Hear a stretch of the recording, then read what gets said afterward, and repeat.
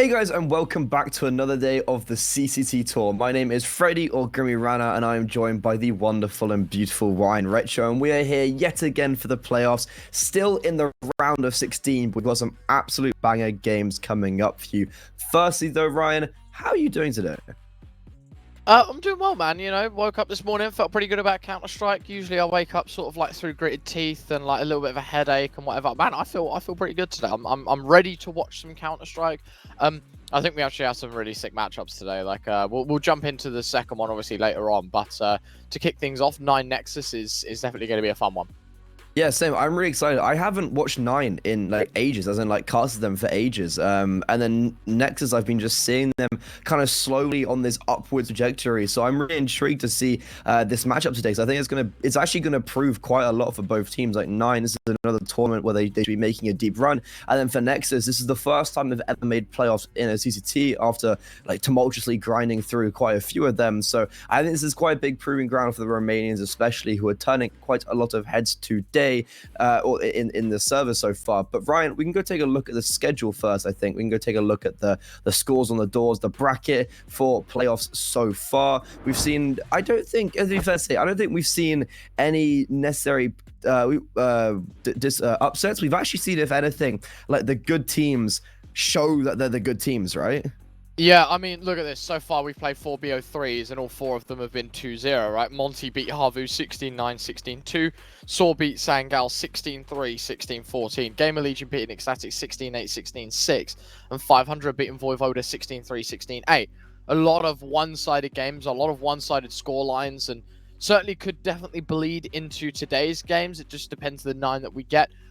Obviously, as we talk about the 9 Nexus game, we've still got 3 more afterwards. It's that Copenhagen Flames Astralis talent game that's happening at 12. That's the game I'm really excited to jump into. Honoris Sinners at 4 p.m. CET, and then at 7 CET, it's Fnatic versus Let Us Cook. A very, very enjoyable one at the end of it all. We get to see Fnatic, of course, back in action after their stint at Pro League. Going to be very excited to see how these guys get on. But of course, let's kind of reel it all back in a bit and talk about the game ahead of us, Freddie. I want to talk about 9, a team that have done very, very well with themselves as of recent. They're 23rd in the world, just qualified for IEM Rio, just did a brilliant job in sort of online CS in the past 6 months, ever since they picked up Hades, which was, not even 2 months ago, I think. It happened last month. No, he just hit 2 months ago. I think it's just 2 months, yeah. Yeah, 2 months in the roster, and look, they're currently, top 30 in the world. They're hitting their peaks. They're qualifying for tier 1 events. They're doing massive damage in tier 2. And, as much as it is like the Hades show, you've got 4 people behind him that know how to shoot back just as well as he does. Yeah, I think on the face of it, a lot of people could sit here and be like, oh, it's just Hades, the AWPers come in and now they're doing really well. I think that's a pretty unfair thing to look at. Like, you've got Minio, who, yes, is literally negative rating, but he's a super mobile IGL. He's very good on rotations. He's all over the map, and he's super beneficial to someone like Hades, who he can support Hades in whatever he wants to do. And then obviously you've got the duo of Kai and Kylo, who have played together for absolute ages. Those two are absolutely outrageously good, and then Goofy is quite a nice anchor. So like, this team have a lot of different parts of them, and I think that's where they maybe trump Nexus a little bit, because they are, as a collective, all the roles really suit them very nicely. They seem to fit in perfectly, and that Hades, like, it just seems like they've added that AWPer, and it was like they just unlocked it. It was just out of nowhere. That was the missing piece that they needed, and ever since, yeah, you're right. Like, you mentioned the Rio. They've qualified for the RMR. They've also qualified for like the Blast Showdown. So like, they've literally. But this actually reminds me quite a lot of Sangal, if you remember, when Sangal added Fuzi. So it was like a decent team, and then they added their AWPer and they completed it. So what I want to see from 9 is, like, are they going to be able to continue this? And like, tournaments like this, to be honest, like making a deep run in this, are very good to show, like, yeah, you know what, we are going to continue this. Of course, it's not an easy game, by any stretch. They're playing Nexus. They're a team that have...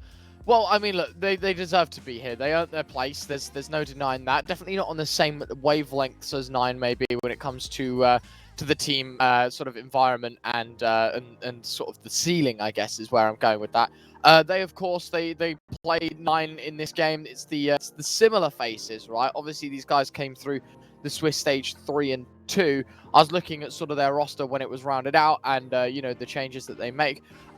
This roster hasn't been together for maybe as long as the core of 9 have, or maybe the core has at least. But this team obviously have undergone some fairly recent roster moves as well. They've brought in Adam S. They've brought in Smek. They've brought in Modo. Obviously, I talk about the core. The Raga Button duo has been together for 1 year and 5 months. A little bit of an external story is BTN has been on this team for 6.5 years. He has been in this NEXUS organization for nearly 7 years. It's incredible. Obviously, I'm talking about the new core. Obviously, it's Modo, Smek, and Adam S. They're all in to try and do their bit to basically help the Romanian side out. Right, this is a full Romanian team. It's an exciting one. It's interesting to see how they're going to get on sort of when they're playing the better teams. Against 9, you kind of draw a bit of a short straw, though. Yeah, no, 100%. I think this is a very difficult game to have ahead of them. NEXUS, I definitely look at NEXUS and I feel like they have quite a heavy reliance on their individuals. BTN is not one of them. He definitely struggles quite a lot in the fragging department, and that sometimes comes to bite them in the behind. But then you have someone like Adam S, who is seriously talented. I think he's he's the newest addition. He's a Spanish Romanian player. And when I interviewed Alex at IEM Cologne, the IGL of Movistar, he was saying that Adam S is his future player for Spanish CS, and if he's doing this one in Romanian, he's all over the place. He's Mr. International, Mr. Worldwide, and like, he's doing really well everywhere. They've got a really interesting dynamic with the double AWP. Like obviously Modo is their primary AWP, and then I've seen the likes of Raga pick up double AWP in a really nice way that can really complement this team. I think that's a really powerful equity to have behind your team.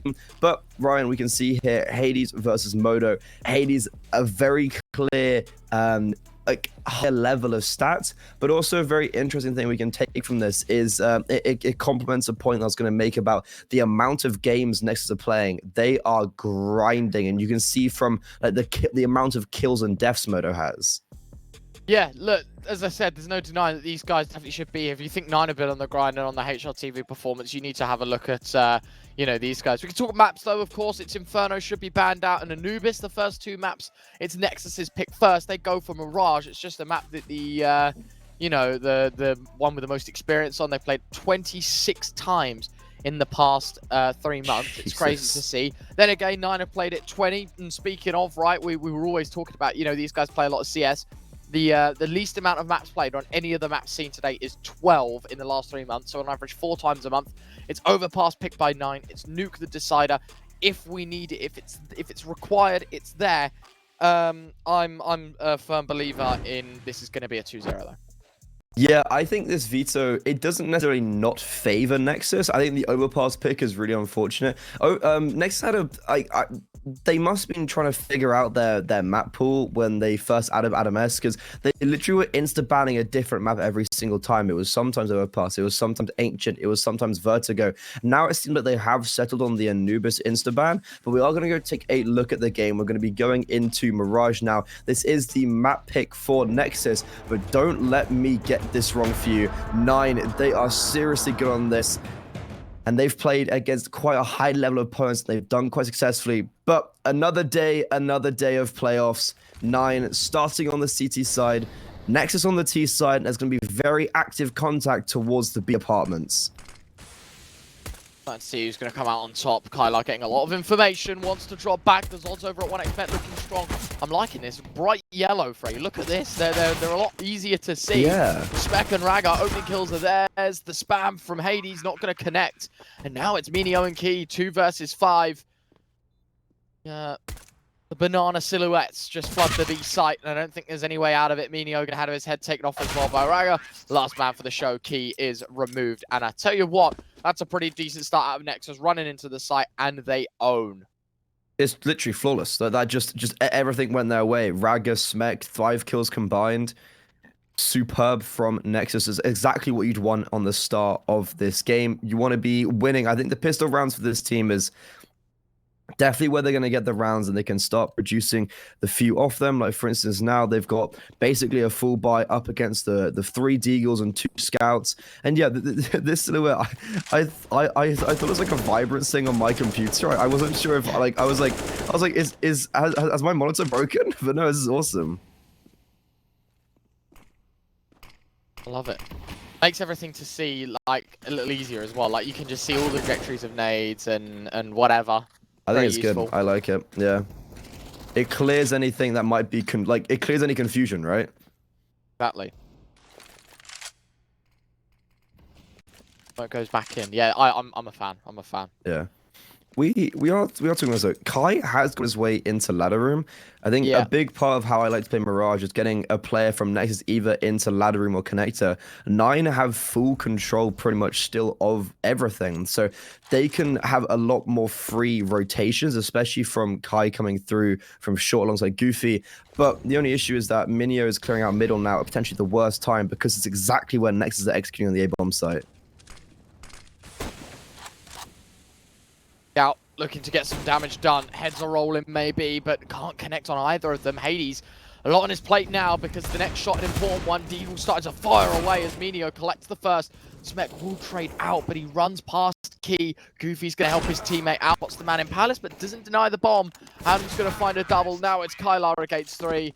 And while he does find 1, the trade is imminent. So Nexus find a second. And the force buy for 9, unfortunately, ends in disappointment. Damage, you could say, in a sense, but no, they definitely should be winning that round. Very simple from Nexus. Like, there's no other complication. They take middle, they go execute A because they've taken middle there and left and like done it all quite quickly. As I was saying, like if forced players from the bomb sites just to try and look towards the middle of the map, and it pulls them away out of position and just gives Nexus quite a nice opportunity there. Full eco here, pretty much. Another boost actually into ladder room. Minio's gonna be there with the Deagle. The IGL is gonna try rock some heads, but by and large, there should be a round for Nexus where you're stabilizing, where you're not losing, if anything, more than 1 player, and just keeping it quite clean. Yeah, just about as you say, like, sort of keep yourself on the straight, right? Don't take any detours or trying to get a bit funky with these rifles just because you know you're against pistols. The eco frags look good, Freddy, but high stakes like playoffs, you can't really afford to be making those mistakes. And while, to be fair, 9 have definitely earned these kills, and I don't think Nexus has played it poorly.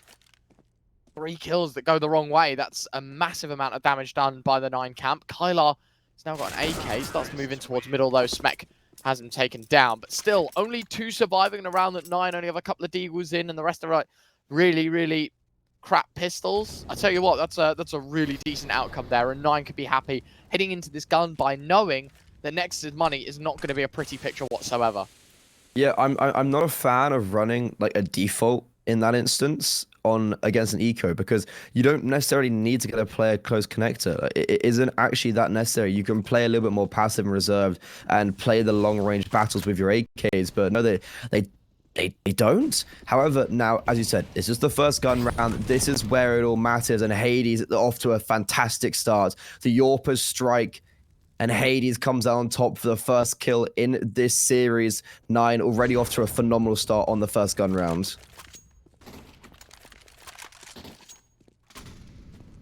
Odo juggling the guns away. I don't quite know the idea in that. It's like they have an AWP. Yeah, I was gonna say it's fine, guys. Gotta look Key patiently head around the corner. Gotta be careful because the molly will flush him out, but he actually gets away before they even start shooting at him. I don't know the communication there. Clearly not amazing, but Rag is able to find the kill elsewhere. Goofy oversteps his mark on short, and the newest addition to Mirage, the bench. Very useful, and Key will know, yes indeed, there is a man in jungle. The light changes, I think it dims a little bit when someone walks by. And hello, thank you very much, Key would have been saying, had he have just hit his head, but instead, Ragga holds on, finds the advantage. Nexus 4v3, time is the only constraint right now, Freddy. They've got to commit towards the B site, and Kylar is patiently waiting, ready and raring to go. Needs to find all 3 in an ideal world. The Molotov will set him back some, but he's able to stick around and linger just a little bit to find the opening frag. Spots out the second man as well. A dink onto Adam. but the AK does one better than the M4, and it will just be a save for Hades and Minio.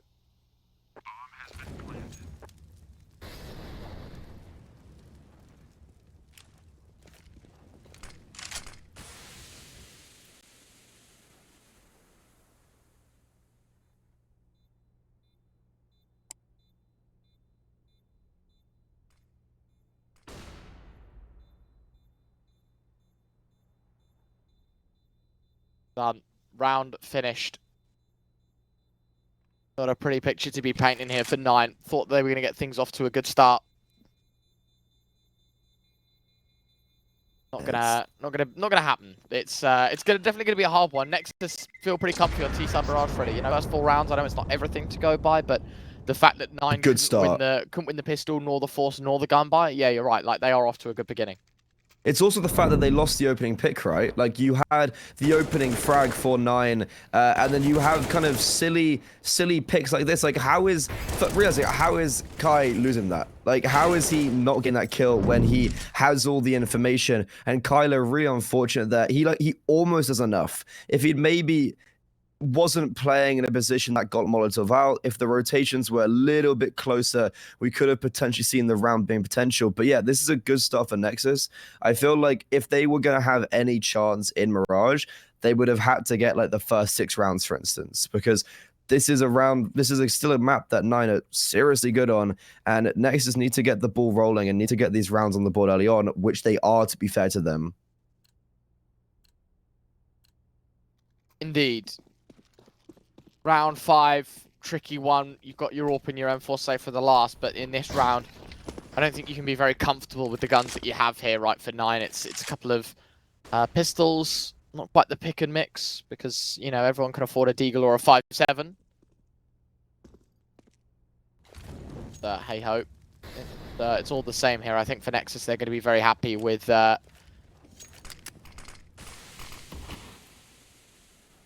buy that they're presented against. You know, start Mirage. Freddy, while we've got a little bit of downtime, I guess, opinions.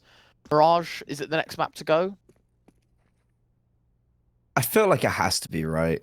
I hate this map. It's my least favorite. Yeah, I feel like it's so stale. Like, oh my god, we're seeing a window smoke and a top con smoke after 50 seconds after holding the angles.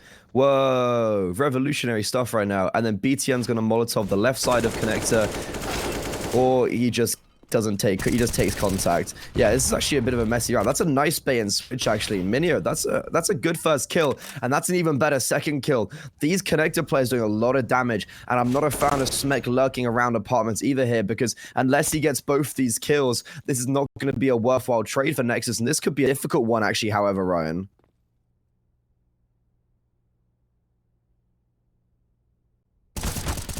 Certainly. NMS going to find one. Minio in behind. Drops another, though. Not looking great.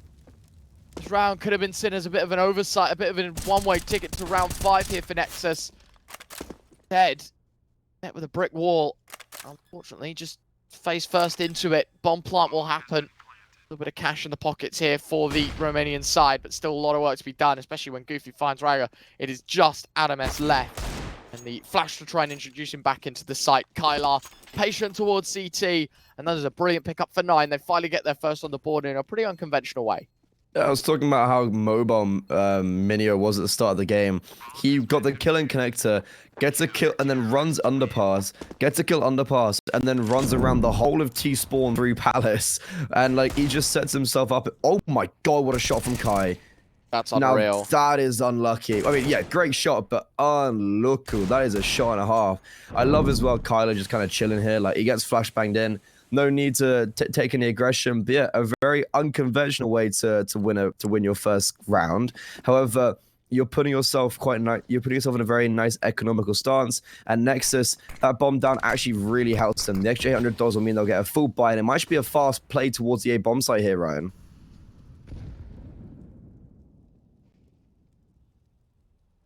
Yeah. Oh, but off to a great start in response. Nexus open things up. Raga opening the scorecard. Smek another moto, the third. And 9. It was a triple stack towards A. Freddy. They'd actually set up the default, sort of the start of the round, in favor of a push like this. and they still get farmed towards A. All three players dropped instantaneously. Hades is the only one that puts up a fight. 5-1. Nexus lose a round, but earn it right back. Actually, quite impressive. That was genuinely a really nice, just individual round. I think that round right there really summarizes Nexus for me. Like a very individualistic team that are all very mechanically gifted. What was that spray saying? Just BTN. That's the best of BM, right? BTN BMing when he's 0 and 2. Go have a look. Surely we see the spray. It was next to the dead body of Minio. But yeah, this is kind of what this is how I see Nexus being set up, right? You have BTN 0 and 2. You have him calling a masterclass and just utilizing all the figures he has around him. And normally I think for Nexus, it's kind of like a reliance on one person. But right now with the kill distribution being very even, that's a good sign for Nexus. This is especially the fact that they can rebuttal so quickly after that round loss. This is a very good start for Nexus. However, 9, we see the double AWP being pulled out, Ryan. Kyler on that secondary AWP. I really like Mirage second AWP. You can lock down 2 parts of the map so easily. You can get an AWP, for instance, towards the B bomb site, and then just play Hades in like how he normally does, passively towards CT, and you can set the rifles up really nicely on Mirage. Yeah, I think you know, as you say, AWP's very easy to lock something off. Hades was playing Ticket in the last round. You know, you can put that towards ramp. You know, even the B boost, right? Get yourself on the shadow boost on B. Quick little jump up. You can look really deep into apartments, and that's a lot of information. Towards middle as well, if you play that correctly, like you certainly can offer up, as you say, some very easy frags. And as you can see, the AWP of Kylar moving in towards B should have heard his molly tick, but he overextends, so maybe he didn't. Moto just waits for it. Kylar thought he had an easy kill gifted to him. Instead, it's going to be a very difficult defense now for Goofy to try and make. The flashes, I mean, amazing. It blinds him, but Smek, I think, overcommits a little too much, gets caught out by one, throws in a molly. But instead of accelerating off the back of it, they slow things down and try and keep 9 guessing. I really like this because I've noticed a lot actually with how Hades rotates. He's very good at rotating through market in instances like this, and I think they know they're going to have pulled someone over towards the B bomb site. As the first time Nexus have put pressure over towards the B bomb site, and it's going to come out very well, early, that is. It's going to come out very nicely. Minio, the IGL here, in towards ramp, sees the first, sees the second, gets 2, but the third will trade him out. Very necessary, putting it back to a 3 versus 3. However, however, BTN coming through connector, but on a 6pence, Kai swivels and snaps his head off. However, 2 players coming from 2-pronged attacks will mean that it's still a 2 versus 2, and Hades and Goofy, Hades just needs to hold off because Goofy's coming on a very extended flank.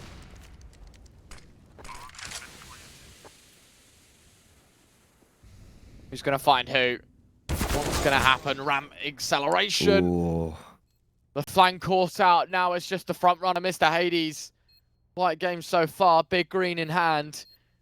No kit means 10-second defuse. Wants to tap it. Wants to bait out a fight. Wants to see who's going to go swinging. And he will indeed deliver. Finds the first. Hades, of course. 1v2. No denying Nexus. They had to swing. They had to do something. Make sure that the AWP wasn't going to stick it. And both players face. Both players fall to similar fate. And it is 9 up to a second. And a good response from Hades, a nice clutch from an individual. And, well, that's the hope, that's the spirit 9 needed heading into a round like this. Because had it have gone the other way, money would have been an all-time low. And definitely the processing power for this 9 side definitely would have been impacted by this Nexus team.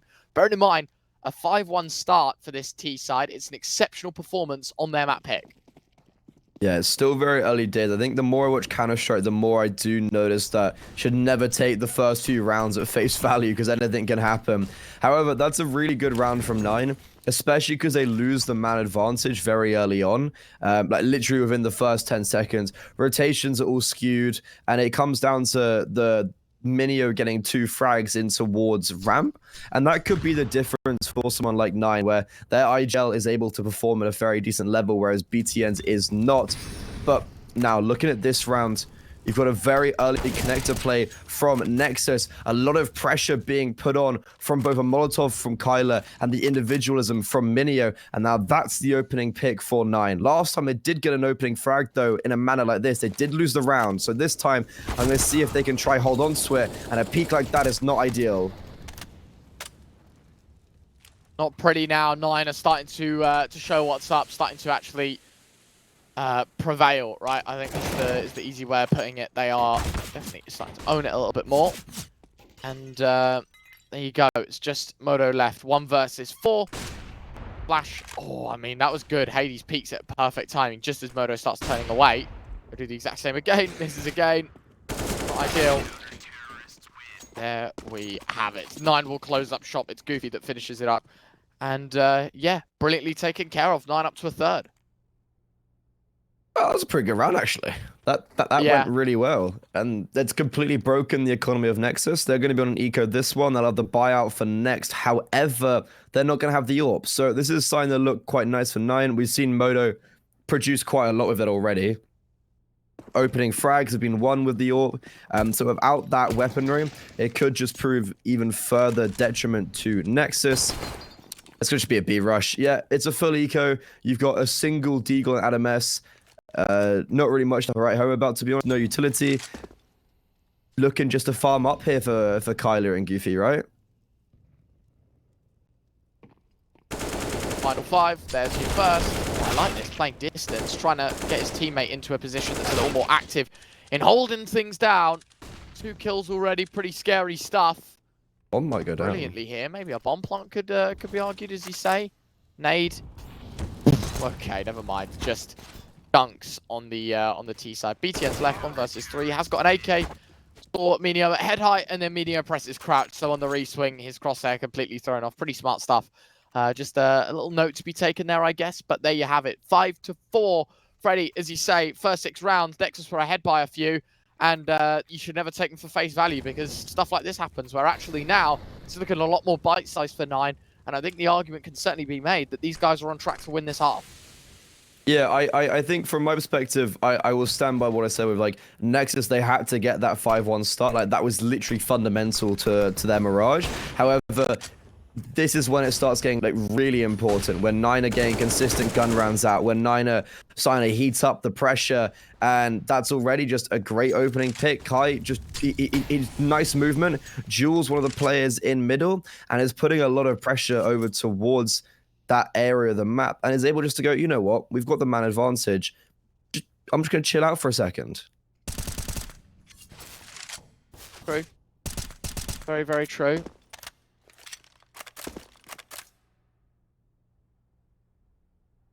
I think is manageable.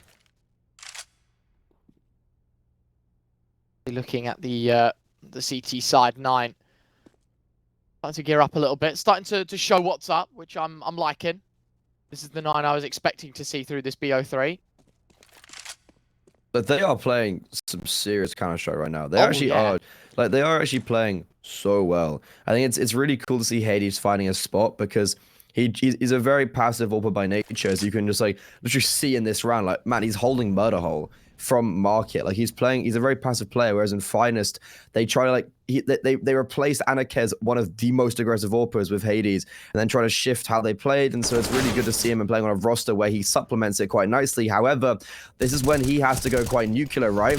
His teammate on short has fallen. He equally does fall, but Kyler is doing so much damage and is also staying alive. Now, that's the important part. He gets the frag, stays alive, and is able to deal with the players and allow Minio to get a double Kobe. My God, the IGL's having a game and a half right now, Ryan. Mate, I'll tell you what, that's a sick way to get back into this game, isn't it? Yeah. A nade like that as well. Minio currently 10-6. Next player, Kyler, 8-7. The people that we don't talk about a lot on these broadcasts, right? You know, I feel like a lot of the direction goes towards Hades just because he's such a prolific AWPer, such an unbelievable asset. But actually, people behind him performing just as well, if not better right now. 9 are definitely not a one-man band. They are really putting up the numbers across the board. Everyone's doing their bits. That's the Hades we know and love. A 6-6 shot through the smoke, finds the headpiece. of Adam S, I think it was, or Spec Raga both before. It was BTN that was the man to open things up. He's now 0-7, but 9, 6 and 5, they take the lead. Saying what Nexus weren't doing on their first few rounds was that they were making them quite tumultuous, right? They were losing 3 players against full ecos. That's when for 9 right now, when you're building this comeback, getting a flawless round is even better because the money's actually so good. They've got another buy in them regardless. Maybe even a second.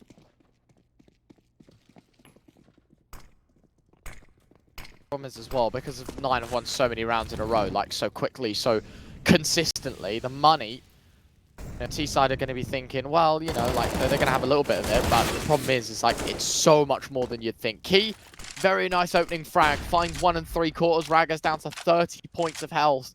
Not a pretty picture to be painting already, because sure, Nexus get a trade, yeah, sure, it's not terrible, but look at the 9 sort of balance and their weaponry and their HP, and their Nexus, right?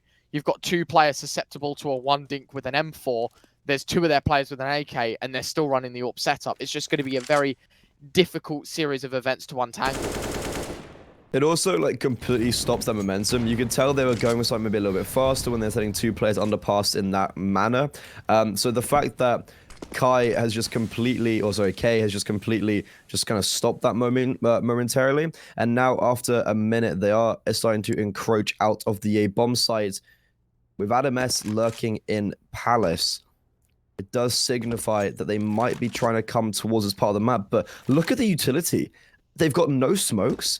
The only Molotovs in Palace.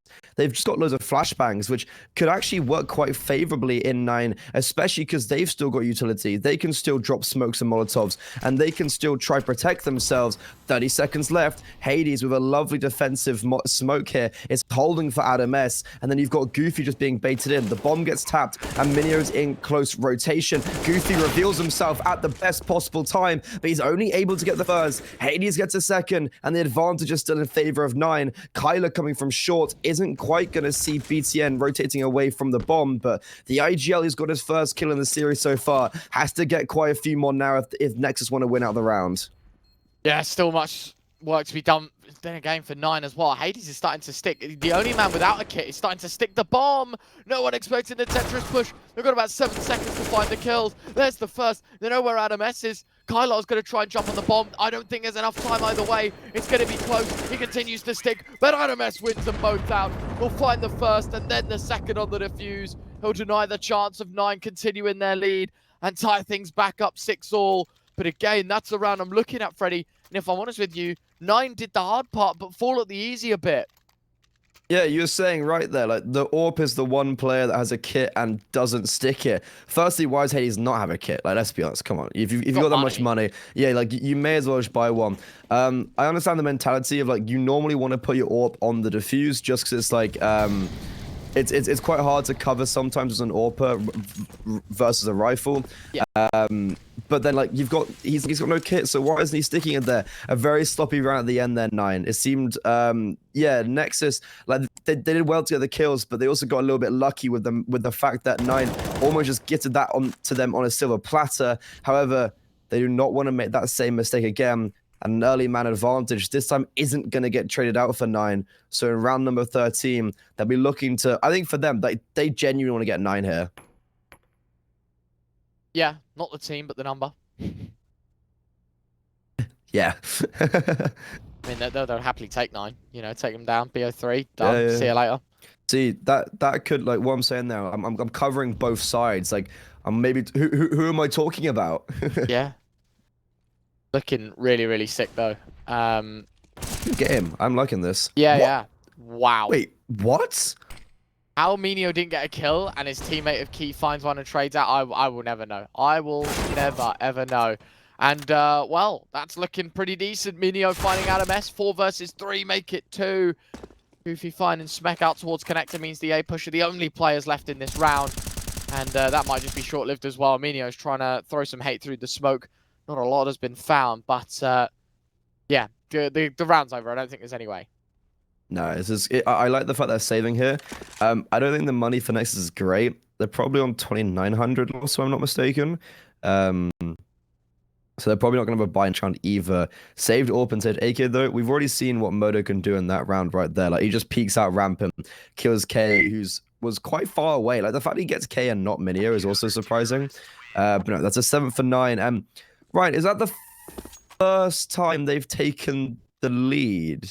No, second No, time because they had 6-5. Yeah, they had 6-5 and now it's 7-6. But I Okay, think so they've reclaimed the lead. the point that you make is very valid, right? 9 have fought this entire half from behind. Only just now are they at the end of the first half. Are they starting to earn themselves a bit of a chance, right? It's currently 7-6. What's up? They've bought into this. Yeah, I mean, it's difficult because actually, like, as much as I want to say I hate it, if they win this round, they probably think the Nine's economy is busted. That's a sick shot from Hades. And also, like, they don't really have the facilities to be able to eco here and make an improvement on the buy just because the loss bonus has been so reduced. So, I don't know. We'll find out if it's going to pay off or not. I mean, it's ended in a 4 versus 4. The initial engagements leaving neither side in favor. Goofy finding Adam S. The bomb carrier gone. Goofy a second. Switches out to an AK. Doesn't quite spot Ragger in his peripheral vision. But it is a 2 versus 2, and it's still very doable here. The Nexus, they could be picking up a tie game. They could be picking up their own 7. Yeah, no, this is very winnable. You have no Molotov or no nade left to try force out a player. I think 9 have full information of where everyone is, so Hades is locked down towards Smek. He's holding that player, and it just all comes down to this interaction here. It comes down to can Kyler win out on Ragga? He does, so I think it's going to be very difficult, but Smek, he lands the instant headshot and then repositions nicely for the second. A 1 versus 2 goes in favor of the Romanian side, and I said I wasn't a fan, and I will eat my words. That was very nice from them. And that's a very nice end to the first half. No doubt about it. All fighting for the last 9. A CT side that ends in a maximum of 8, Freddy. Some serious cause for concern. Wondering, are they going to even be able to pick up an 8th? Are Nexus going to be able to take the half, considering the comeback that 9 have been on? I certainly wouldn't have expected it, but it's one I guess we'll have to slide.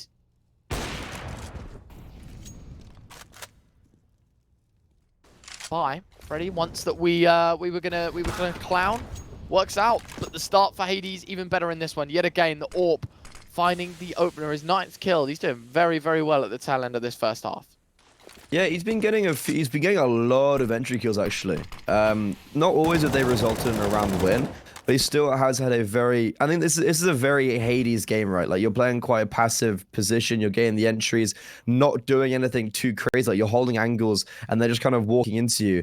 However, now in the late game, he's put himself over towards Ticket, which isn't going to see too much action as they are going towards short. However, if this top connector smoke fades and he swings aggressively, he could get a first, but Modo elevating his position, gets the first. Ragger at range gets a second. The B bomb site's been knocked open. Still only a man advantage, and Kyler tries to put it back to a 3 versus 3, but the rotations with no kit, may I add as well, coming in quite far away, have been smoked out towards door. Kyler's going to negate that with a smoke of his own, but with the time running out and no kit, they're going to have to hurry up here, 9. Modo finding 1. Not looking good now, is it? 2 versus 4. Smoke starts to fade. Kyler finds 1. Traded out by Modo. Just the AWP of Hades left. The bomb way too far gone. And while he sees the gun barrel of 1, it's Ragger that sideswipes him. And the end of the first half, ending 9 at a deficit of 1. It's 8-7. It's Nexus that take the lead. And well, now, Freddy, when the sides switch, things are going to get a little more interesting. Something to note, by the way, the 9 coach on Steam is currently called Pep Guardiola. Did you see that? That is fantastic. That is a very, I like that. I really like seeing Steam names. Yeah.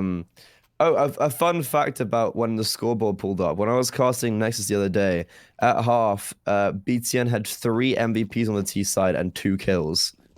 He literally had more MVPs than kills. Bomb plant sim. Bomb plant sim. But yeah, a great round from Modo. He's a very aggressive AWPer, and you see him getting in their face there. Very nicely done indeed. That's a good half to be winning out for Nexus. Wow. And that's a really good start to the pistol round though for 9. Adam S, the second line of opponents, and he won't find any success. 2 T-side rounds that have gone quite flawlessly towards the B bomb site. And my God, is that a shot and a half from Hades. That's done and dusted. And that's Nexus losing their lead again. Nothing much you can do from a position like this, is there, gents? You've got to wrap it up, call it a day. A 9 pistol round was basically a requirement at this point, though, Freddie. You know, as much as I hate to break it to Nexus, like if Nexus win this round, you know, they go what, like 11-7 up maybe. Basically, And, well, you'd hope so, anyways. yeah, and from that position, like 9 literally are like one gun by away from losing the entire first map. So they know how important that pistol is to them. They know how much this bails them out of a very tricky situation, a very intricate set of events. There you go. It's brilliantly done. Well taken care of. Exit BTN drops 1. He does pretty well on that front. Oh, Moto, he finds another BTN, another. Okay, well, at least you got away with the damage where you haven't found the frags. You know, on the exits, I guess the money situation for Nexus is certainly going to be helped. Yeah, you see instant for mass purchases from both Moto and BTN. There's extra 2 kills each, extra kills, $300 a piece. They actually do make somewhat of a significant difference. And now, the scores are even 8-8. As I said, the 2 for masses, SMG, Scout, and 5-7. I was talking about Raga being on that second AWP. Well, here's him just primary scouting because his AWP is on the FAMAS. However, 9 have full rifles out. Do not want to let anything slip, but I love this aggression from Smek and BTN. I really like this. They found space, and they might catch off 2 players and the bomb. Oh, Smek does find the first. Hades trades out. Hades with the double. That is such an important set of frags to be getting there, Freddie. If they didn't get that, if it went the other way, it would have been so disappointing. Bomb coughed up and all. Just about holding on here. Up and away. Key's looking for any which way back into this one. 4 versus 2. Adam S and Raga. 4 spy needs to be nothing short of spectacular. From a scenario like this as well, this just gets very tricky. And as you can see, continuing to be the game of 9 right now. The T side starting to really take shape and do well. Raga, 4 points of health. Don't know how, but low HP. Hades closes him down. Look at the HP bars left for 9. The Scout does mega work, but doesn't actually close up any of the frags that he once created the opportunity to get. Yeah, Hades was a Raga that was on very low HP for ages, no armor, and re-peaked like 6 times and somehow didn't die. I respect the confidence, but yeah, it looks like Hades is on the server now, right? He is feeling crisp. He is feeling clinical, and it's gonna give 9 an early lead. And they're just going to want to push it even further, right? I think, especially if Nexus can't win at Mirage, Overpass is going to be difficult for them.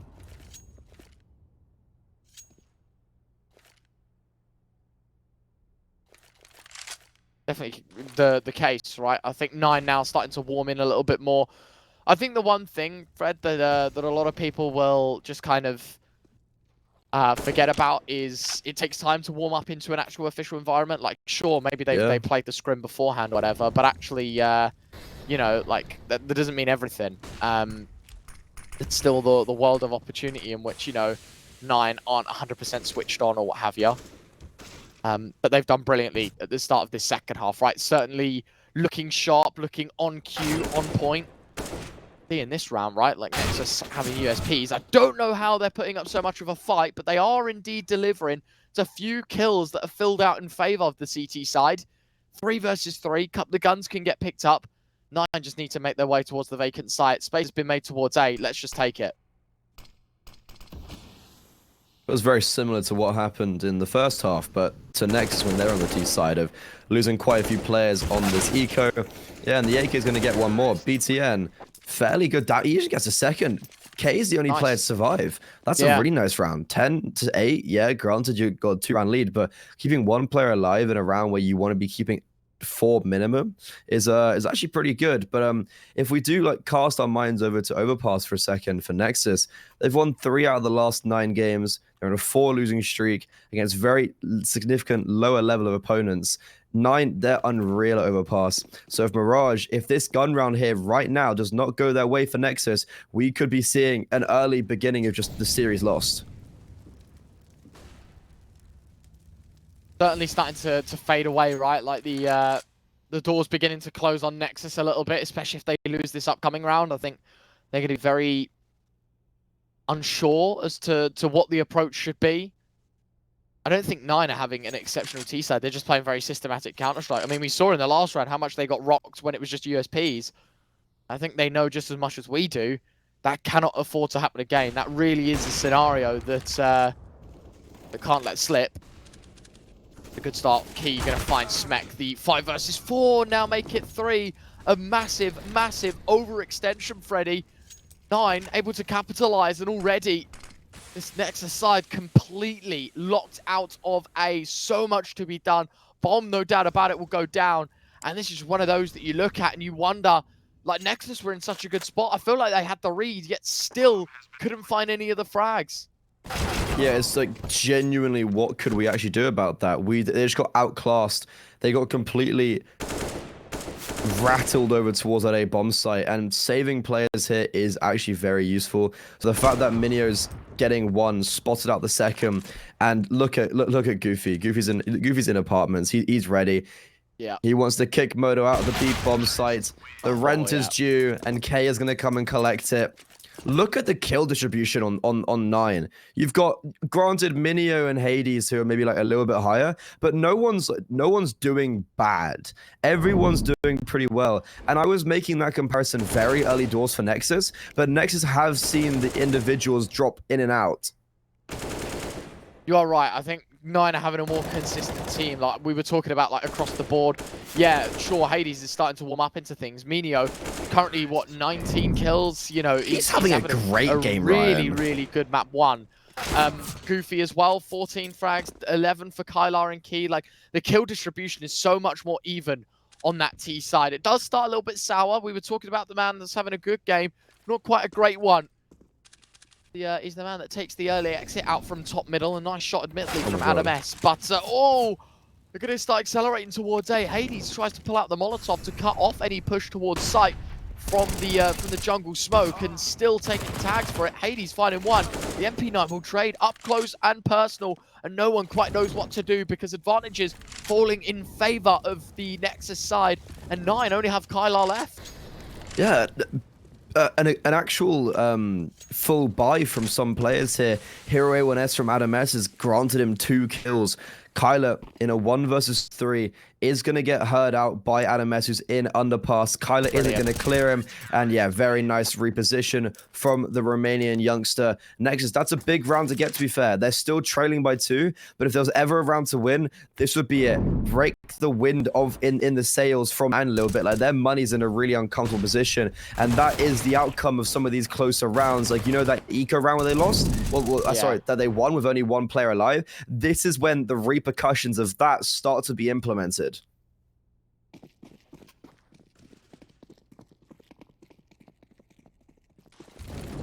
Long way to go in the series. Map 1, sure, coming to a close, but I think Nexus, there's anything to go by.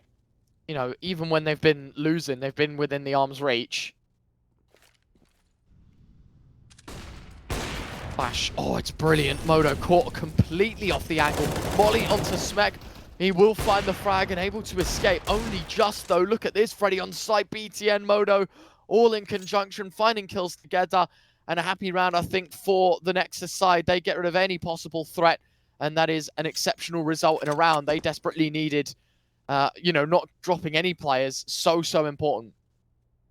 BTN stepped up quite a lot. He was 2 and 9 at the half, 8 and 13 now. Like, he's actually getting some pretty high impact frags.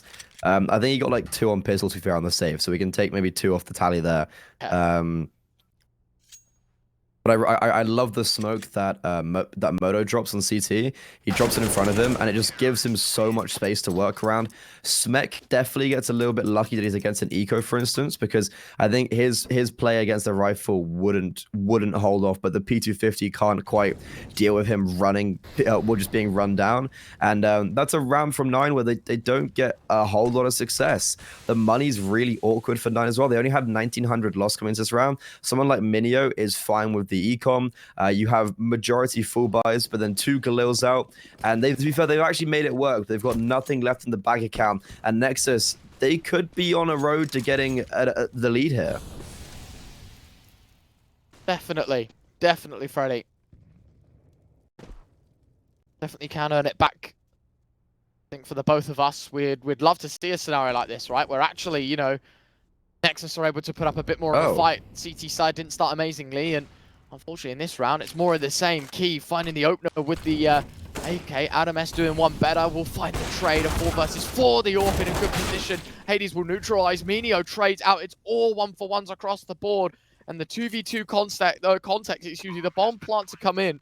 And now a retake required. 2 remaining players. 1 kit between them. 1 smoke. 1 flash. 1 nade.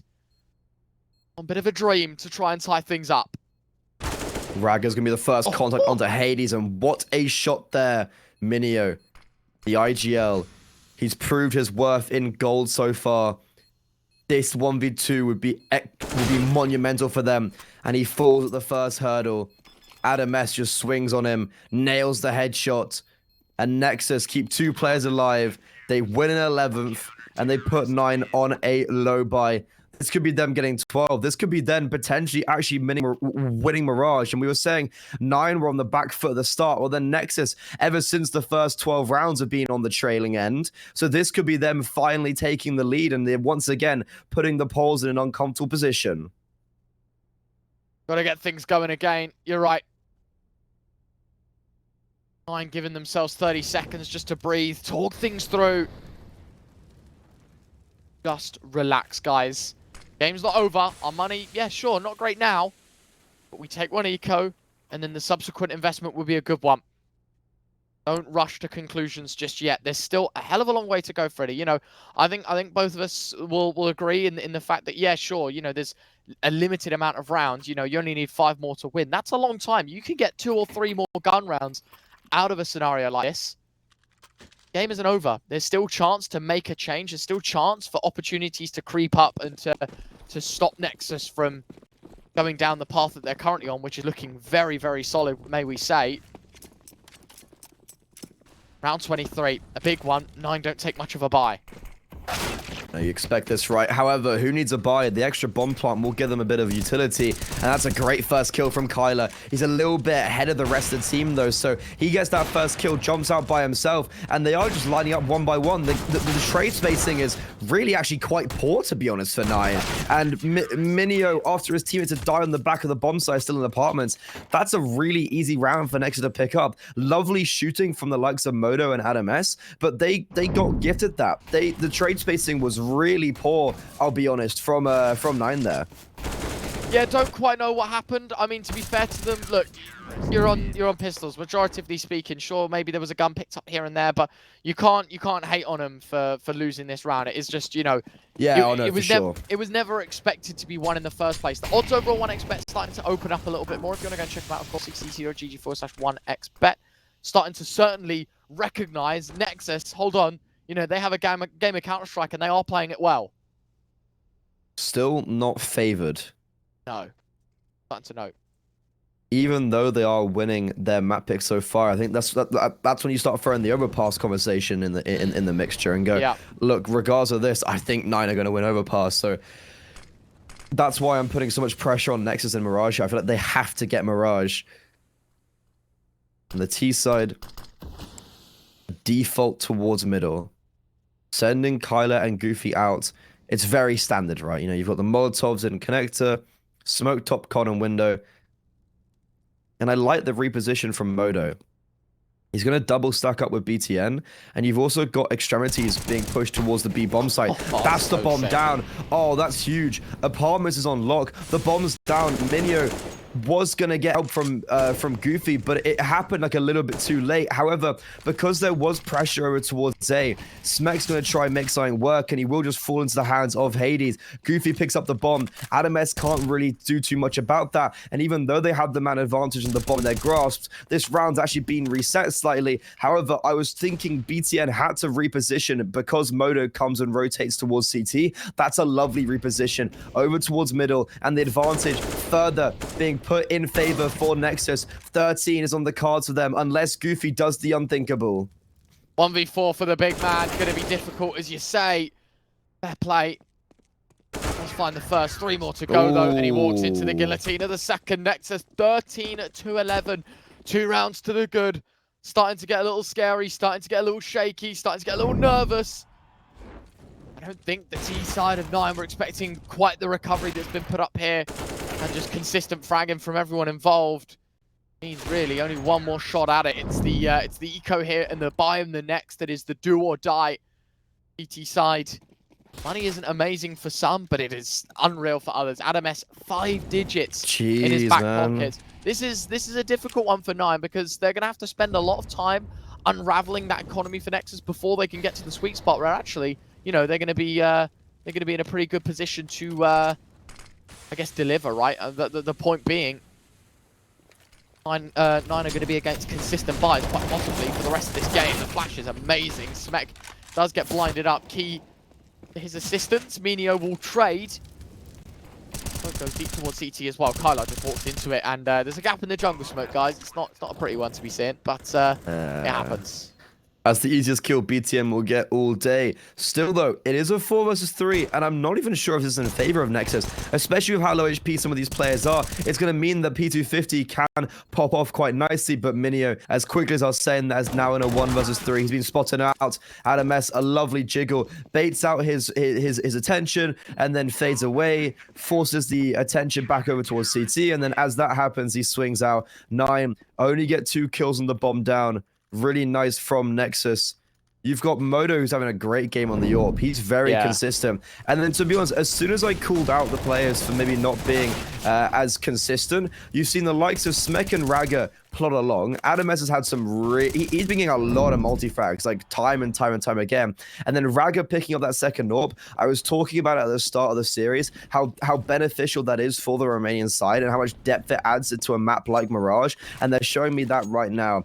9, they've been consistently prodding the bear over towards the A bomb site and trying to test the execute, and it's just never actually quite worked out, to be honest. I don't quite know what's going on. Are we going to see the change? When are 9 going to turn back up to the server? Will they, though? Like, at all? I haven't got much time to do so, mate. That's the issue. Yeah, no. Very, very big issue, I guess. That's it. That's a great start. That's the Hades, the AWP that we know, the prowess, early engagement taken, earns the man advantage.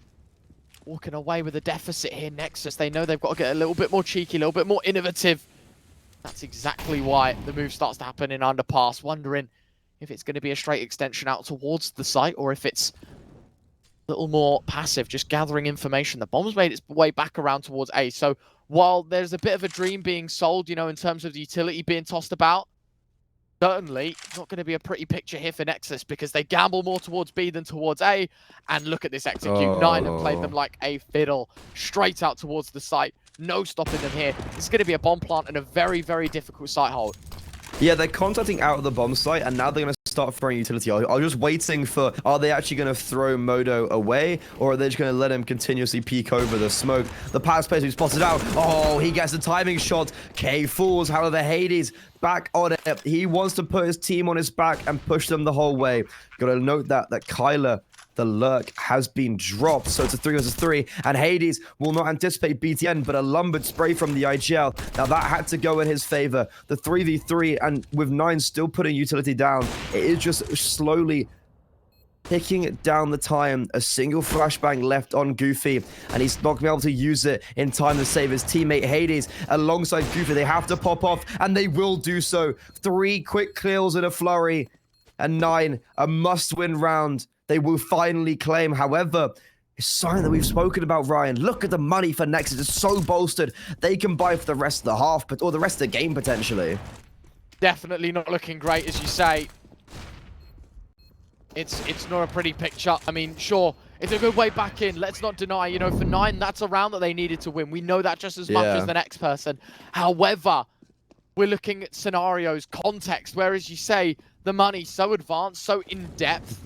It's just going to be very hard for them to untangle. It's going to be very difficult for 9 to really put up consistent results and basically force Nexus back down. They get a rebuy here, maybe even in the next as well. That is a really good start for 9. Oh, Goofy! Adjustment is sublime. BTN caught out, caught off guard, caught lacking. Molly goes deep in. Kylar finding Adam S. Down to 3, nearly 2, but at least they know the position of Modo. Can't afford to reface here. Kai's actually going to go down. Smek's caught him off. 3 versus 3. Don't quite know how this has turned into this scenario. But it's decent. Minio finding Smek, Modo trading out onto Kylar, 2 versus 2. Bomb makes its way away. Hades is deep towards CT. His teammate deep towards T-Spawn. There's no real clue. Ooh. There's no idea as to what Nine are actually going to get up to in this round. Are they going to continue to, you know, go towards A, or are they going to switch things up and rotate B? Oh, I thought they were going to go B, and I was like, I actually back this play. Like, it's actually a very nice play. But it might not matter because Hayes is just going to continue killing all of them. Modo, 1 versus 2. He's already got 2 kills in this round. He's already survived towards middle in a mannerism that no one really understands how. They've spotted him out. No utility. The flashbang, the last one shall be propelled. It will not affect him. That Molotov's going to kill Minio. He gets the bomb down just as he dies, though.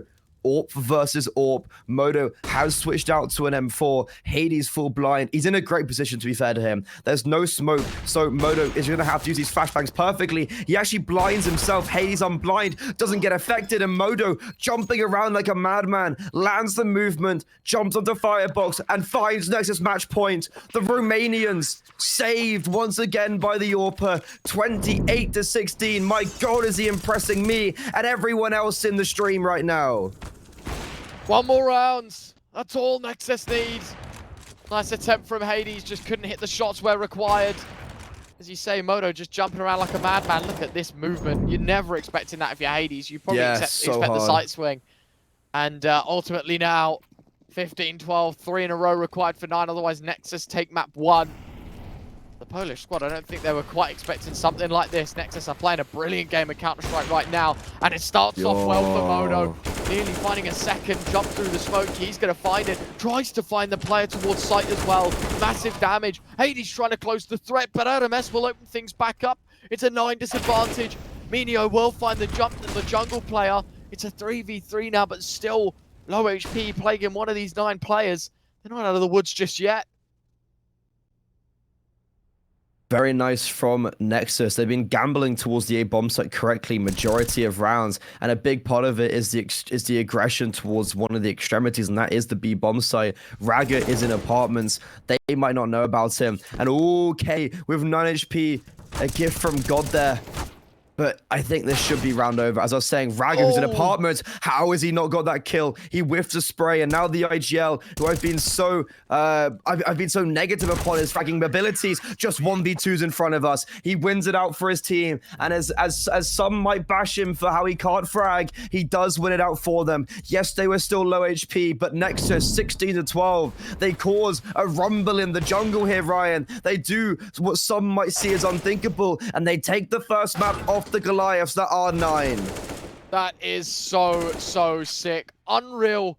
Really well played to the lads at Nexus. Definitely showing what's up. Definitely did deserve it. Their game of Counter-Strike was a pretty fun one to watch, Freddy. But of course, there's still more Counter-Strike ahead of us. It's 9's pick next. They're not out of the woods just yet. While there was that rumble in the jungle, as you were saying, there's still plenty more action to happen in the forest before we conclude our winner. Of course, it's map 2. It's Overpass up next. We're going to have that in just a few moments' time. We'll see you in a mo.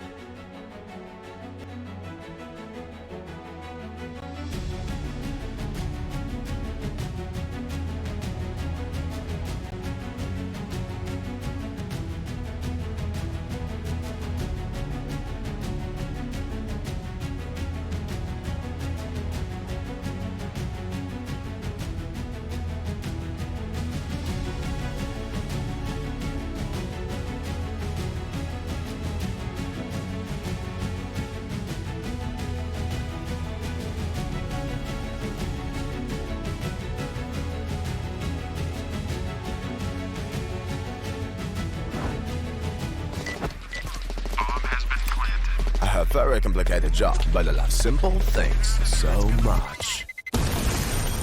One move. One push.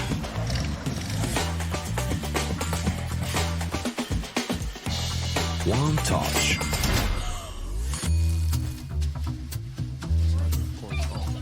One love. One click. One expert.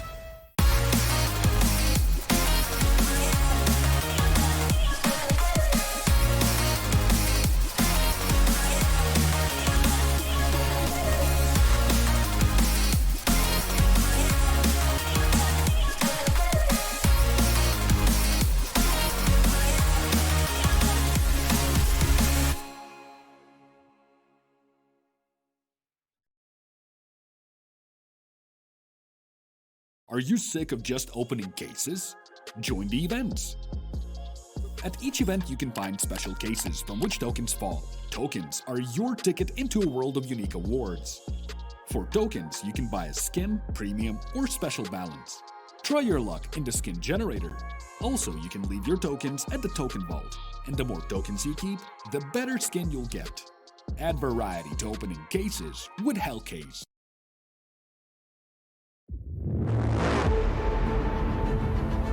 The hunger for glory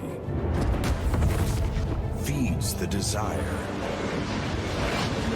the courage to look for a challenge,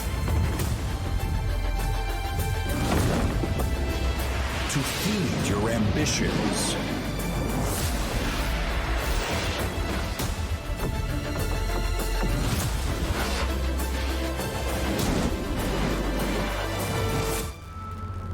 To reach for greatness. To become the champion of champions.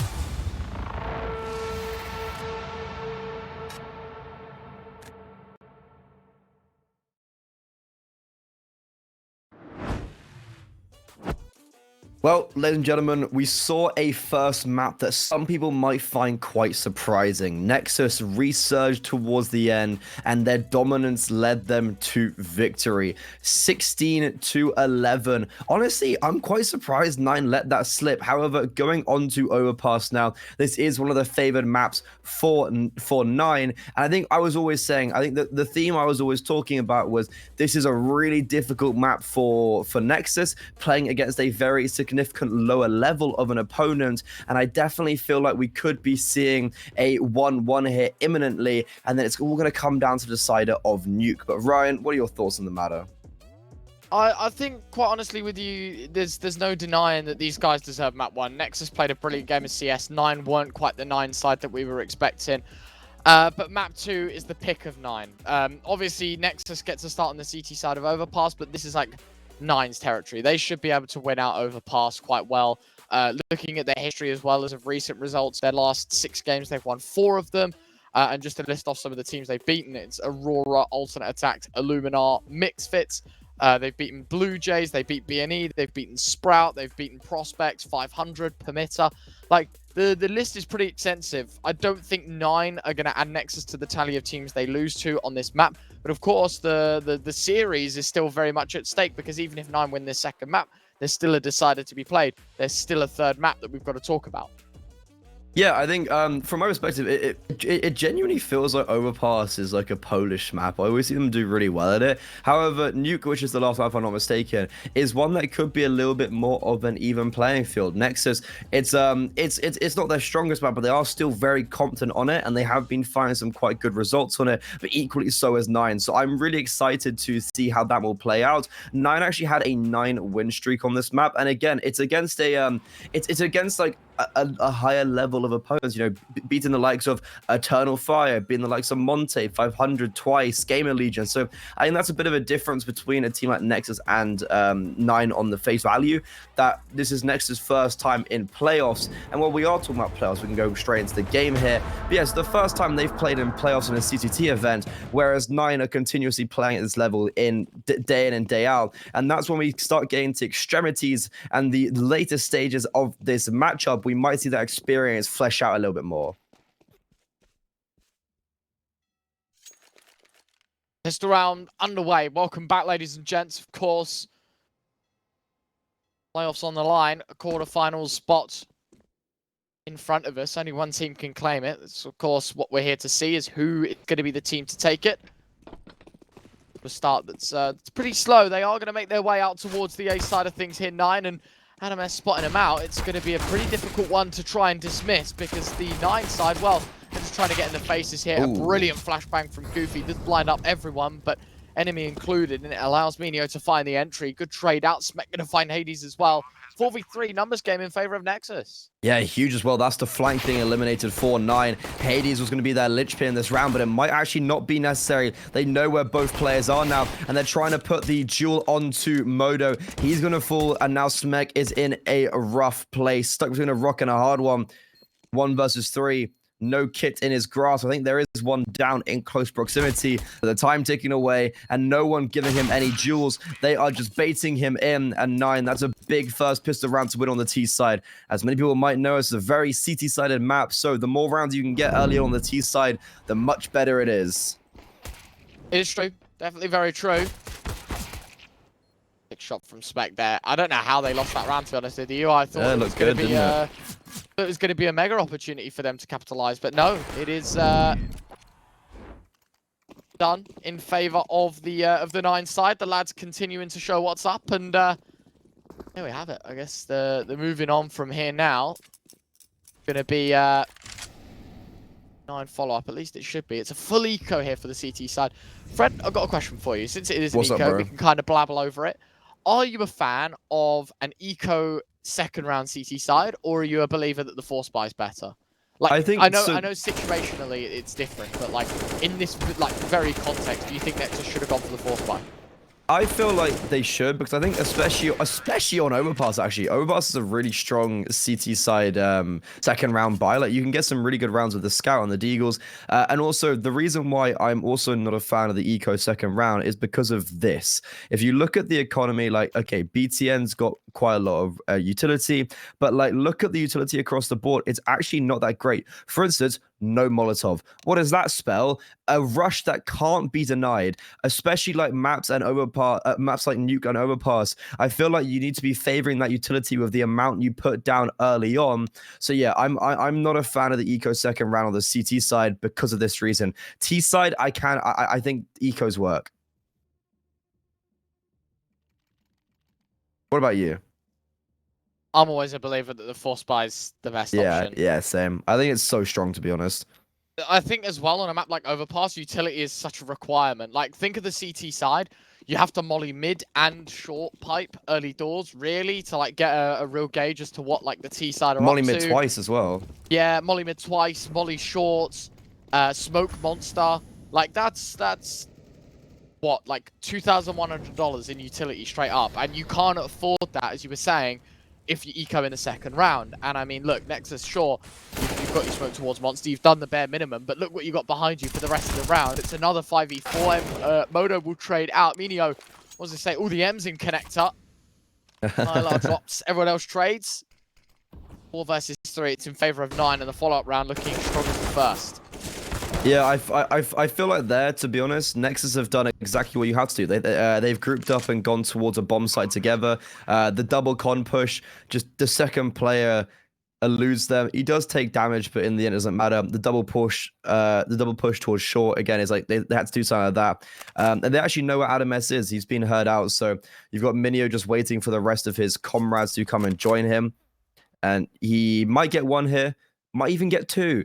But realistically, it does not matter, especially with the fact that the second round was flawless. And K also got, like, yeah, K's 8-1, so he's feeling himself already. But really good round from 9. They group up and they just play that round superbly. They understand the position Nexus are in with lack of utility. They understand they're going to be making plays towards certain areas of the bombs of the map. And Nexus can't really do anything about that. 3 players stay alive. A good early 3 rounds for the Poles.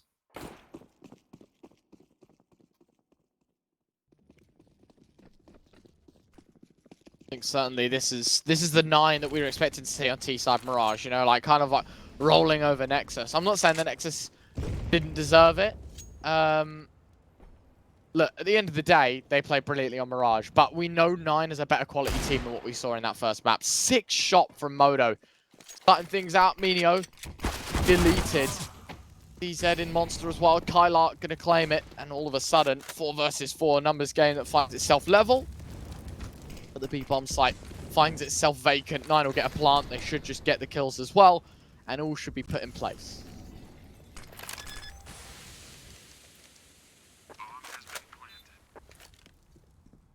Yeah, pretty easy one. Really not too much to say about this, to be honest. Moto's going to have an AWP out next round, so he can drop that AK he's saving over to one of his teammates. Always nice for the econ. Always nice to have an AK on the CT side as well, for that matter. And yeah, 9 just trying to do it as clean as possible yet again.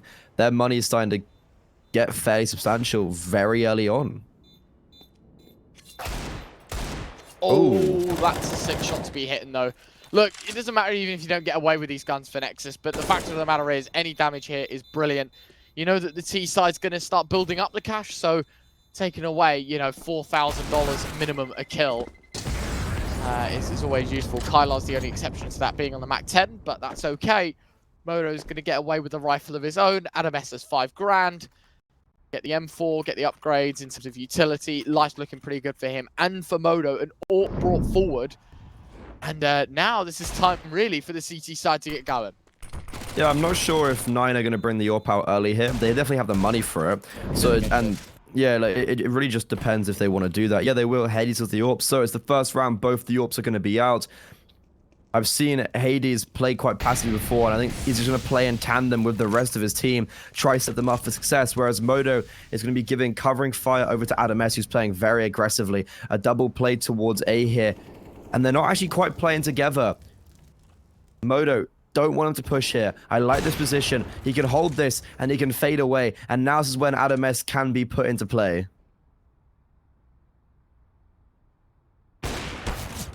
Ooh. Narrow misses. Opening frag going Nexus's way, but the fact that that player's gone unpunished, really scary to see that 9 have let it slip. I was gonna say, Ryan, it's especially with how well Hades was playing as well in the first game. Like, that's that's a big shot to miss early on. All right, still time to recover. Yeah. I think we have a lot more. Like, the thing with Hades is a very consistent AWPer. Like, although he missed the shot there, and I know I'm just calling him consistent. We have a lot of inconsistent AWPers in tier 2. That's the thing he holds over everyone else, and consistent headshots for Aga. Dropping another double down to 2. Goofy and Hades got to do it all between them.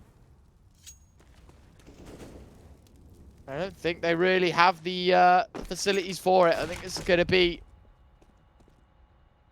difficult round for them to be winning, and yeah, I mean, look, at the end of the day, 20 seconds left, 9, no chance of winning this round. I think Hades knows his AWP's better kept in the next. Goofy probably wants to keep a hold of his weapon as well.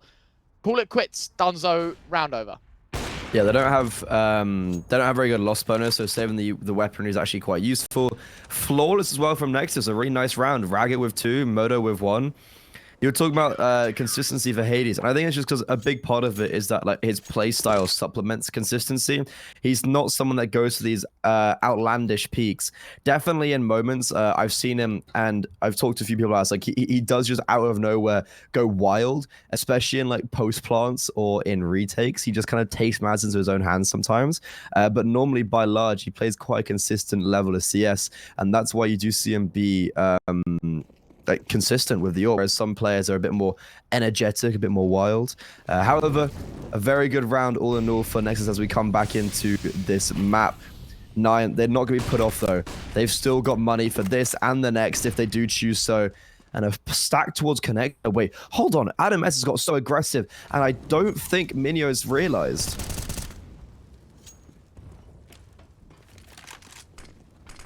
Fair play. Adam S catching the first. No trades, no nothing. T-side down to 4, and they've actually let the entirety of this A control just slip. Very, very nicely done. Adam S finding a second. Doesn't matter a trade or not at that point. And that advantage is so integral. Sudden.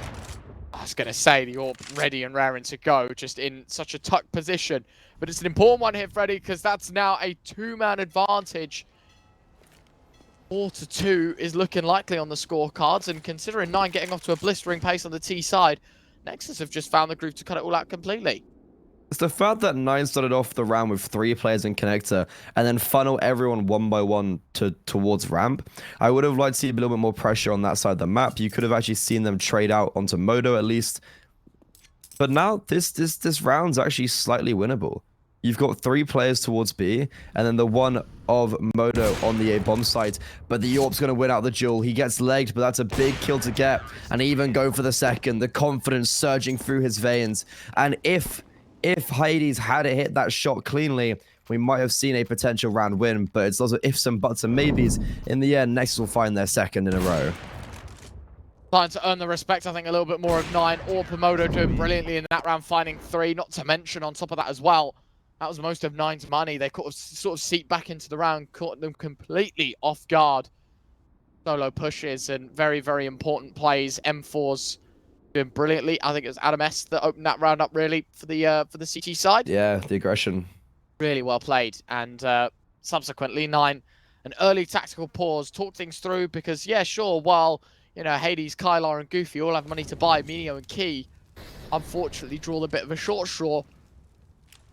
They're going to have to full eco, and maybe Kylar and Hades can both go for hero AKs, but at the end of the day, it's not going to do much. And a second pause off the back of it, Freddie. So a whole minute going to be used here just to chat about the future. I like that. I think something I was noticing quite a lot with 9 was the amount of pauses they were taking on Mirage, and I really like a tactical pause. I think it's very good to chat about stuff, not even necessarily when you're in the wrong. Maybe when you just won a round, just to chat things over, throw ideas around, bounce them around. You'd know well full about that, Ryan, when you were coaching, I'd assume? Yeah. Say that like I've got extensive history, like I've been on like the big teams, but... Man, you've been on Royals. That's true. Best team in Europe, You've man. been on Prosperity. That is true.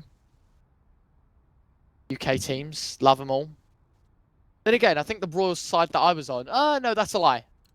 It was international, wasn't it? It Yeah. was, because we had 2 UK players. And Yeah, then, So yeah. there you go, I've coached European CS. Whoa. Yeah, check me out. I think we got like 130th on HLTV. There you go. It's actually, honestly, not too bad. It's not terrible. It's not terrible. Good I'll tell you what experience. though, I remember, while this is kind of like a half buy, I'll share the story. I remember we played in like a tournament, and I was obviously coaching for the lads, and we got the bracket. We saw the teams that we were playing against, one of which was NEXUS, by the way. Oh. So we played NEXUS in our BO3. We lost to them 2-0, I think. We played Nuke and maybe Inferno. Anyway, the other game that we played was against Eternal Fire on Nuke, and that was the Eternal Fire, Xantares, Woxic, like Valorant change around, like I think The it's Eternal Fire. like yeah, the Eternal Fire. And we lost 16-10. That was a really painful. Honestly, people, I think watching I casted CS, that. Yes, watching CS on screen, like, sure, players look like that it's average reactions, but I'll tell you in the server, especially against Xantares, that guy quickly shot up in my rankings as like one of my favorites, just because of how, like, his time to damage was insane. Okay, I was gonna say it was a bit awkward there, but yeah, like, I casted that game. That was on HLTV, right? Yes, At the end of yeah, it was. 2021. Yeah, it yeah, I was. casted that game. I remember. Because you like Royals genuinely could have won it, and then Eternal we could've. Fire. Yeah, it was just like it's actually crazy when you watch some of the like pros and like how people might bash on them for like maybe not being individually quite good, and then you see how good they actually are, and you're like, oh, okay, like the time to damage for every of these players is mental. And then when you look at likes of Xantares, who is even better, it's actually like you literally are given milliseconds. If you miss that first bullet, you're dead. And if you you also have to shoot that first bullet within 3 seconds, within like half a second. Yeah, it's insane. I'd like, honestly, like, I think I want to say like there's like certain trackers out there that you can use, and they're like unbelievably good at like basically telling you like your time to damage and whatever. I know like Letify have one, I think. If I'm not mistaken. Letify has everything. Like when you like have like the full versions. If you compare a pro player to yourself, honestly, the quickest way of getting humbled, I'd say that. Anyway, back to the game, Fred, because obviously we've just sort of like glossed over an eco majoritively for 9. They found 3 kills in it, right? There's actually a decent amount of damage done. Nexus still have money, we still have AWPs, we still have the rifles. Life's pretty good, but 9, not far off the mark right now, but this is the round that could cost them their lead. Yeah, for sure. Especially because you've got Hades has already taken damage. Goofy's quite low as well. Good early infliction from Nexus. Good map control, however, taken by 9. The one thing they don't have is short. And so Smek is going to take that, and it's going to allow BTN to rotate back up. K and the rest of the crew aren't putting too much pressure on that. They might go do that now. However, look at this from Adam S. He's getting a little bit aggressive. They've got such forward positions on the A bomb site, so they're gonna get forced off from B. And this is an awkward one because they're playing a setup where Moto has to stay on the A bomb site. So this actually might come negatively for Nexus. If they're actually that early control is going to be their downfall potentially. That is brilliant. Oh, and a second as well. Trades are equal, finally taking down Smek, but a 3v3. Nine, still work to be done. Player coming in from short. Adam S ready, raring to go on the AK. In the meantime, the double push from CT. Gotta get a move on Flash, not great. Kylar, not blind. And now it's a 2v3. Maybe Nexus considering the save, because I don't think they want to linger around any longer with the weapons that they have. Considering it's a buy in the next, keeping the AWP very integral, and they should just be able to move forward. Concede a 5th? Sure, but at the end of the day, you have a chance to make it a 4th and next. Yeah, something that we glossed over last round was the fact that it got quite expensive. I think K got a double spray down at one stage, so they only kept 2 players alive, Nexus. And this is why a round like this, saving is actually quite important. Just good for the economy, good to keep it ticking over, not having to rebuy that AWP. But you were saying this could be the round where 9 lose their lead. However, they will just extend it to 2 now, 5-3. It's not looking like a bad T-side so far. This is where Nexus, that they're under pressure. You know, like on Mirage, when it's like under pressure just to make it even. On something like Overpass, it's under pressure to get the dominance. It's under pressure to get the 9-10 rounds on the City side. And they're already on on quite a difficult position to do that.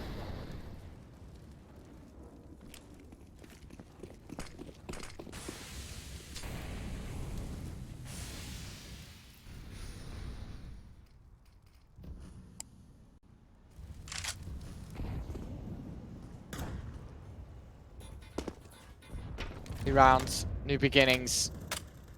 Side of Nexus playing a lot more passive here, Fred. I think something that I've learned a lot about overpasses of recent, like a lot of teams doing the same thing, is mid-round retakes, like maybe retaking short or repressing the issue towards divider, towards bathrooms, long.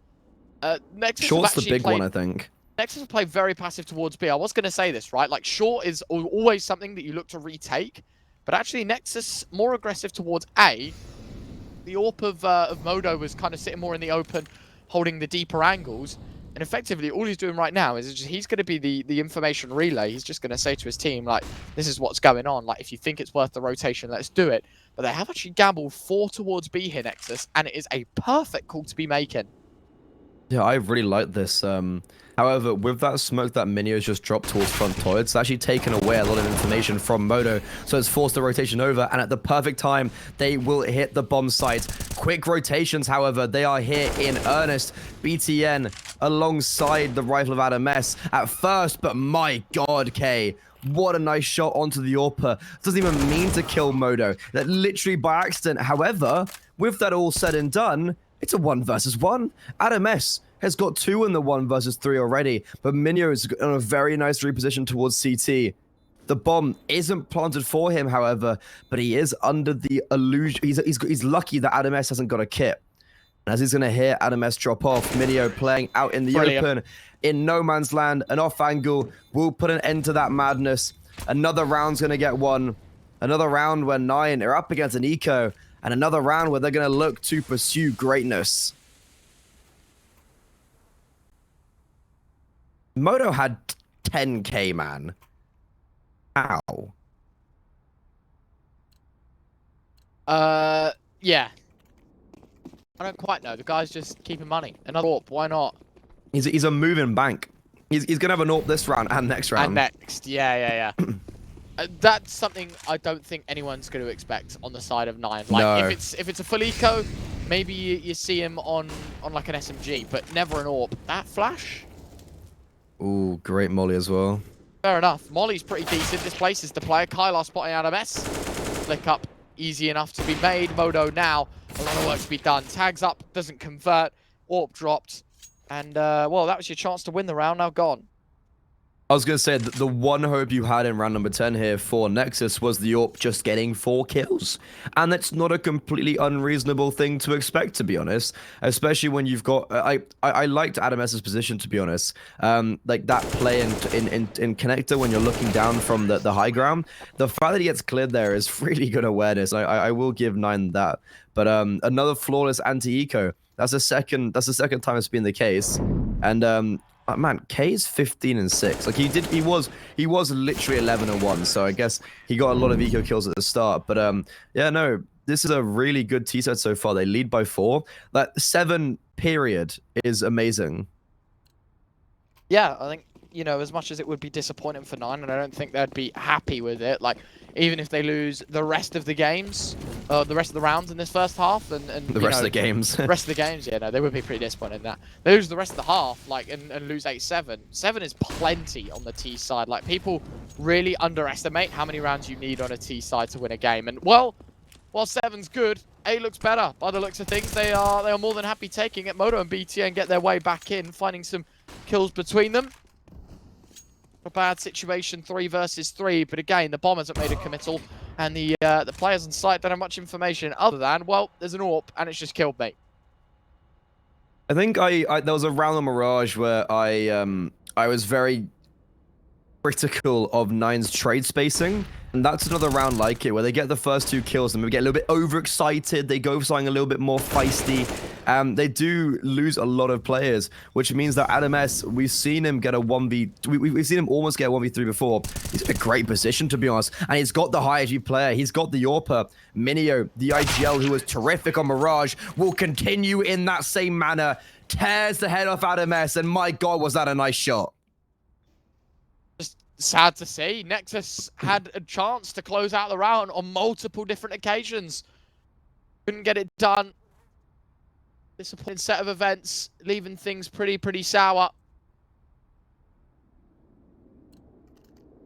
That was a nice shot from Minio. Really that was nice actually shot. a really nice shot.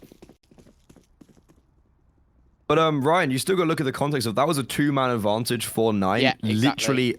Literally immediately. They got 2 kills on the B bomb site in the blink of an eye, and they still barely, they literally win the win out for 10 HP. They win the round out with 10 HP. However, they still win the round. That's all that kind of really matters, right? They're still leading by 5 rounds, and now they're gonna be leading by 6. Kyler holds the spray. There's a kill over towards the B bomb site. Smecker's gonna try to do the impossible with the MP9, and evidently he can't do it. In the end, that last round, they still won it, and they're still, because of how clean these anti-ecos have been, their money's still good. They're on to a 9th, and they're playing, and the overpass is unfolding, I think, how I predicted it the whole time. I always knew it's going to happen, and I'm just really glad it has, to be honest. It's always very awkward when you make a prediction and you're like, oh, I was wrong. Yeah, no, agreed. But, no, expected that the result looked something like this. I think for 9, the confidence has always been overpass. Like, I know 9 have picked this on multiple different occasions, have put this up against multiple different teams. Similar sort of scenarios happen where actually they are just a better team and they deserve to win it outright. Maybe there is some resistance being met. But, these guys are pretty comfy on this map. They know what they're doing. They know how to play it. And it's working out brilliantly for them. It's now 9-3. 9 are in front. 6 whole rounds. Money for the CT side. Just good enough to scrape together another investment. But again, you know, I didn't believe in the last. And I don't think I'm going to believe in this one either. Because it's just... I don't know, Freddie, to be honest with you. It's sad to see because Nexus have been, you know, a couple of kills away from winning many rounds. But it just never seems to be able to stick the landing. Even with Sparrow on their roster, like they won, I think I've just counted that they won 14 maps in a row at the end of last year, and then this year, obviously, it's something like 13 out of 19. Like in both iterations of the roster, Overpass is just been it for 9. And I've seen Sperry do some crazy stuff on this map. Obviously, he's not playing for them anymore, but Hayes is going to be doing that the same in a similar fashion. This team, they have Overpass locked down. They understand how to play it well. And right now, in round number 13, they have the man advantage. It will get taken away from them as soon as talk about it. However, look at the control that Nexus have. It's none. They've got a lot of players centered, centered over towards the B bomb site with Moto all by himself. And Mo's been spotted out. That kill could have just ended the round for them. He needs to be very careful because Hades has gone hunting. Hades is seeing red and he wants more. Doesn't get much for it. It's Moto's orb that trades out. Key towards Monster. Does find one through the corner of the wooden panel, the pipe. Not for his liking. Flash goes in, or rather a smoke towards heaven. I think BTM turned away from it, expecting it to be a flash. Wait, Goofy what? finding a double. Rugger's Molly somehow finding Kylar. Ramoto finds the last. I don't quite know how his teammates just died, but Goofy left in the 1v1. And Moto closes the show. Pretty abysmal turn of events, Freddy, because that's an easy pickup for the T side. That could have been 9 up to 10. Kylo was on like 50 HP. He wasn't low HP. Like, he wasn't in a position where I thought he was going to die there. And the fact they have the opening frag, they still lose it out because of kind of simple problems. And I was talking about Moto and his aggression. Well, Hades' aggression is actually what gives them the round because Hades dies and Moto's free to rotate. Hades playing by himself. It's going to be an unfortunate one. However, this aggression from Kai. Look at this. Just peeks out, but he's all by himself. Not a fan of that entry. Reminds me a lot of someone like Nerds. Not very, I like to call them successful entries. He goes by himself, gets instantly traded out, and doesn't actually have any consideration for the round in itself. And just like that, 9 are going to be on a man disadvantage in a 2 versus 3. The one silver lining, though, is the fact that Ragger is on 15 HP, and Hades might just find Adam S towards short if he's lucky.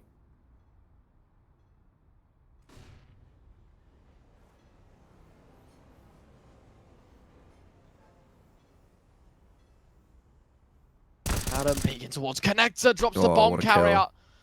Hades now left alone, 1 versus 3. He misses the sit-up. Fires off again, just trying to recover from previous round error. But AK instead of the orb, so clearly confident. Yeah, I was going to say, he's actually going to go for it. Winnable. I mean, look, they're double boosting, and there's a third player on short. He's been given so much freedom towards A. He'll run in.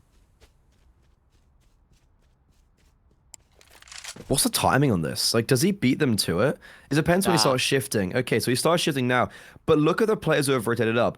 Adam S and Ragger with 65 HP combined. One of them on the AWP can get knocked down quite easily if the shot is missed. But Hayes will now reveal himself. Molotov on the bomb site. He has a smoke to extinguish it, but he's actually just going to sit in it. He's going to burn. The AWP misses a second shot, and the bomb will get planted, but they're going to hunt him down, and the USP will rail him. The bomb going down, though, I think does actually guarantee them a bye in this next round. But an unfortunate one there from Hades. I felt like he genuinely could have had a little bit more to say in that round. Yeah, I mean, look, you can't. It's hard to like reason for the T side. The bomb plant is massive. Look at the money like in this round. If you take $800 off of every player, you go from 3 nothing. AKs to 3 Galils, you know? So Or even if that as well. yeah, so it really is important to see that 9 get the bomb plant. Look, at the end of the day, you guaranteed 9 rounds on the T side. Could be 10. 10 is so plenty. Like, it's unreal. It doesn't really matter. The result of this round, yeah, sure, maybe could have done a bit more, but those rounds happen here, you know? Move on, chins high. Win the last as well. That'd be unreal. That'd be their basically their chance of getting us to a decider. Yeah, as a good team on Overpass, you have to identify that 9 rounds is very good on the T side, regardless of any context. Like, even if you were 9-0 up and you still lose out the last 6, you have to be able to mentally reset here, and you have to be able to go, you know what, that was really good from us. However, they might just get a 10th here. Ooh, the boost and the lumbered spray. They caught Smek off guard, but unfortunately, he wins out the duel, and he stays alive on 5 HP, especially after that Molotov comes raining down. And look at this from both Moto and Adam S. The Spaniard and the Orpa coming in the back lines, and they're going to be guaranteed at least 1. And as soon as they get that, they're going to be thrown into Pandemonium. Adam S, when does he start shooting? He sees the bomb. He sees 3. That's 1. That's 2. Lets the 3rd go by. And he will die eventually. But again, the damage has been done. And yes, Goofy gets 2. But it's all silver linings in a rain cloud. Nexus 6, 9. They get 9. And I think that might just be enough. It's so weird having a team name after a number. I hate it, but I love it. Yeah. I love Pep Guardiola as well. That's actually like I looked out for that this time. Funny. Look how much damage, like the difference though. If, for instance, if Smek had died, like, oh sorry, not Smek. Was it Smek? Yeah, it's Smek who was on 5 HP. Like, he gets the final kill. He even gets to kill himself. Like, if he had died there, it would have been a genuine, very different affair for 9. And they probably would have found a 10th. So it all comes down to that first interaction of the whole round. However, we don't want to dwell too much on the past. Go into this new half. On the CT side, 9 will be looking to continue their dominance. And for me, Ryan, a pistol round for Nexus, or a bare minimum a bomb down, I think is kind of mandatory, even to the success of the rest of this game.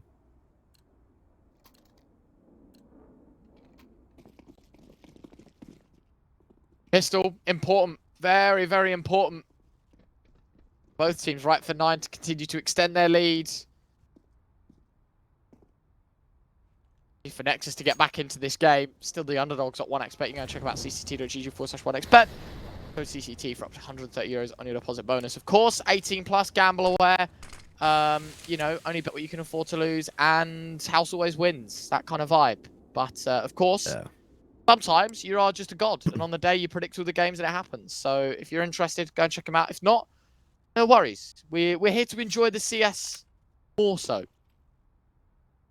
I actually find it, like, just even, like, taking, like, any sort of sense of betting out of the equation, like, even just predicting these games, like, I find it so difficult. Yes. And I feel like, yeah, like, I'm literally, like, you know, like, I've been on the analyst desk for these events, and I'm still there being like, I actually don't know where these games are going to go. Like, it's so hard to predict CS. Yeah, and I like, it's genuinely one of the things where, like, I wish I was better at it, because I find it so difficult. You can do it, fair play, you know? Like, it's a... I'd love to have. That is pretty good. Smek starting things off well for the T side of Nexus. Of course, there's always a trade, always a response. Get things down to the 4v4. Are they boosting into heaven? Oh, I love this. I am loving that. I hate it. Spotted. That is so smart for 9. Now they know that Adam's up close. Minio's got him covered. Moto will find one. Smek a second. Hey, he's tapping away with the USP. Winnable. There's the P250 left. It is winnable. Problem is, time starting to tick away. Finds the first. Moto starts it on the side. Will find the 1v2. P250 heads are rolling. And Nexus have earned themselves a space back in the server. It's 9-7.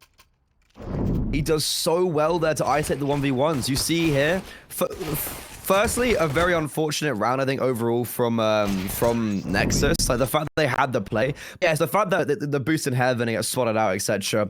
But Moto just, yeah, he just isolates the gun battle so well. P250 close range, he just finds the headshots. Who cares? And, well, I was saying it was mandatory for them to either get the bomb down or get the win. They do both. And 9, they're going to be on a full eco here. We were talking about this. Neither of us are quite a fan of these full ecos. And let's see if 9 can try prove us wrong, really. Yeah, let's see if they can make it work. Oh no. They missed the boost. And then Kyler forgets to shoot at the head. To be honest, that's a really silly mistake. No, I understand what you mean, and I know where you're coming from, but we're also scraping the barrel of 2k elo. Yeah, oi. Let's not expose the elo on broadcast. I'm 2,000. How much elo actually are you now? 2,100. I was 2.4k. You know. Yeah, because you were like 2.4 around Epic, weren't you? Yeah, and then I got absolutely farmed like online for like 3 weeks. I was like, okay, well that's that done. I haven't played a pug. I actually can't remember the last time I played a pug on my main. On your main? Oh, is that you?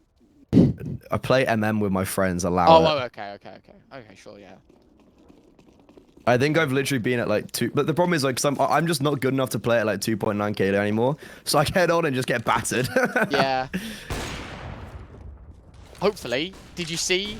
You know, I'm not a conspiracy theorist, and I've always said on like broadcast whenever people have brought it up, like I'm not gonna believe Source 2 is a thing until like CS:GO tweet about it, and I get the notification on my phone saying we are pushing Source 2.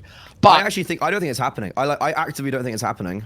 supposedly it was moved to the pre-release, which means like apparently it's usually like a few hours before, but because it's a big update, they reckon it comes out tomorrow. That's like the cool. most recent speculation. So I genuinely think this was a ploy from, because have you seen the numbers have gone up like drastically? Yeah, everyone's loving it right now. I think this is literally like a marketing ploy. I don't think Source 2 is coming out, and I respect CS:GO so much for that. I actually don't want it to come out. I love CS. I don't want to change it. Hopefully it just changes for the better. Yeah, like, you know, like 128 tick servers in like MM, stuff like that, really. System. I would like as much as I love Face It, I would love to see a system like Overwatch where you have like a top 500 and you have that type of like Valorant play. Like agreed. that works. It puts everyone in one system and it works. Would love that. But yeah, we'll see. Key, Goofy, all with frags in this one. Just by for NEXUS. Expected to go 9's way and done it. Hook, line, and sinker. Pretty easy stuff. 9 have pulled them into the B trap, and they've just walked right into it. 4 kills, make it 5. It's flawless for 9 as they get onto double digits. I guess they made it work. We were quite critical of this eco second round, buy in the third. It works. Hades has the AWP. He's saying, yeah, this is really good for actually 9. And I'm actually, like, the whole term bonus round, I'm sometimes not too, I actually don't really agree with it sometimes, because like a bonus round kind of depicts that you can have a full buy next round. Whereas you look at the economy and it's like NEXUS have no utility pretty much on either ADAMS or SMEC, and you've got like one Molotov that just being thrown there. So it's like they actually don't have the greatest of buys. They're still going to make it work. Like the Orpal and Modo, he's really impressing me. Every time I watch Modo, he impresses me. Like he genuinely is someone that I think we should really look out for. Like he's kind of the next XLO maybe, or be able to do a little bit more consistently at a high level. Like he's a really good Orpa, and I really rate him. I think he's definitely grown on me. I think he needs a little bit more time before I like jump to conclusions 100%. and you know, get on a bandwagon or not get on a bandwagon. But yeah, 100%. Nice shot. Okay. There's the AWP of Hades. It's not quite Modo, but it certainly is the big green. Off a very, very important first pick. Modo now trying to take the place of his fallen teammate in basically just trying to hold down the fort. What's going on? Can I find the frag? No, Hades is just quicker. Yo. And ultimately, Key coming up connector, finding 2 from behind. ADAMS, 1 versus 5. It's looking like 9 are going to find themselves an 11th round and put NEXUS really in the dumps. I think that could be the. I love how 9 have kind of like baited NEXUS in with like, here's a pistol round, here's a second round, we're gonna give you 8, you're gonna be 1 round away. They've sniffed victory, they've tasted it. Yeah. And 9 have just snatched it away. They've gone like, you know what? Never mind. They're playing as eco now. They're going to be going to 12 to 8. The momentum's getting in their favor. They've also just done these 2 rounds right, losing what? They've lost 1 player in 2 rounds. That's so good for the CT side economy. Like now, it doesn't look too great, kind of on face value. You see, there's like Kyler and Hades have got less than 2K or less than 1K. Do this flawlessly. You've got 3 players basically getting on like 8K. They're gonna be looking pretty nicely. Literally a full eco with 1 flashbang towards the B bomb site. That Molotov, that nade. Oh, Goofy could be on for the ace here. He gets 3, 1 with the Molotov, 2 with the AK. He's looking for SMEC, but Kai is going, no, no, no, no. I want a kill.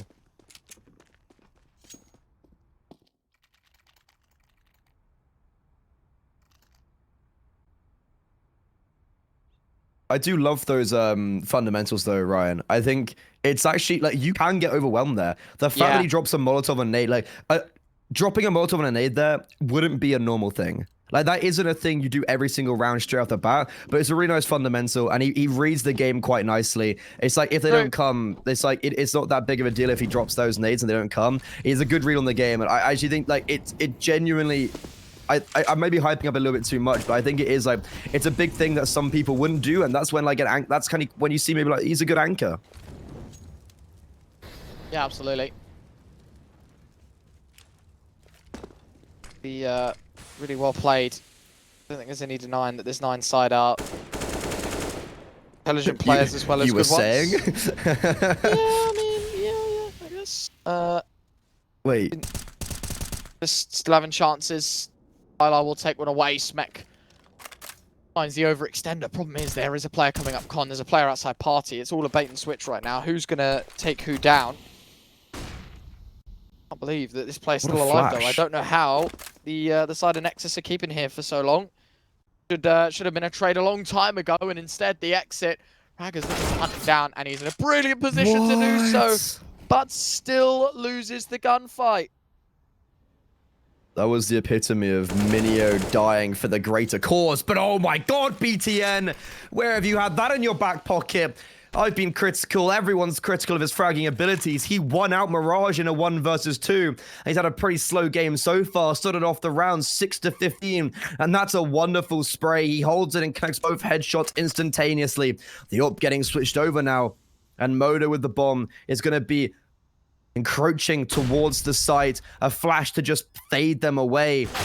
And Hades leading the charge is going to go into BTN's crosshair. He's the next victim. And Kyler on very low HP might just have to save. And a round that looked so winnable, or just a round looked done, is going to be salvaged.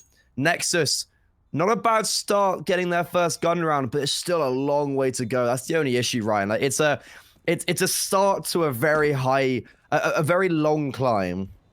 We can't allow individuals like BTN to consistently get away with that for 9, and especially BTN. Like the likelihood is, look, that round isn't going to happen again. Like BTN finding a 3 there is exceptional. Yeah. But it's not reliable. Nexus needs more easier ways to get back in. I guess easy is like for the lack of words. Like a more consistent, more sustainable route of winning these rounds out, because you know at the end of the day. It's pretty important to see, obviously, that they get that round on the board. They are going to make it 9. They're only 3 behind the mark of you know, the 9 side completely. But just as quick as they won that round, if they lose the next one, they're back down to Deagles. So yeah, we've got to take everything with a pinch of salt. So you know how Minio dies like in Connector? Yes. At the start, all I could think was, some of you may die, but it's the risk I'm willing to take from Kyler. Like he lets Minio die, but then wins, like would have won the round for his team by doing so. And I was like just sitting there smiling to myself, little Shrek reference. Huh. Wait, what? Oh no. Oh. That's not good. Minio getting caught out. Short push actually coming in as well. Not ideal. Boost on a boost. Yeah, I like this. But does K see the boost? Yeah. Oh my god, that's actually so huge. What a way to counter the boost, actually. And it inadvertently does so nicely. That Molotov, it forces Smek forward. Yes, he gets the first, but it's allowing Goofy then to trade. And after losing the opening frag, 9, they put it back to a 3 versus 3, and they currently have the right read on this round. Hades has dropped in to support Goofy. A flashbang just disrupts the play outside of Monster, but an equally good flashbang from the T side. And Modo's very aggressed. Hades no expect it. Goofy gets the first. He has to multi-frag, but he simply can't quite do it. A player coming from on top, a player coming from the side. He got closed off, but the bomb gets dropped. And Kyler now up against BTN. The IGL, we were saying his fragging abilities was not sustainable, but now this is when he has to prove it to us. Smoke on the site. He's been spotted out. 7 bullets left in the magazine for Kyler, and he nails the IGL, taking revenge from last round and leaving save an AWP for his troubles. 13 for 9, creeping towards the elusive 16, creeping towards Nuke, and creeping towards that 3rd map. That's really disappointing for the T side. Nexus could have won that round, quite honestly. 1 versus 2. Who was the other player in that? BTM was obviously the last man alive. Was it Smek? Raggar? I don't remember.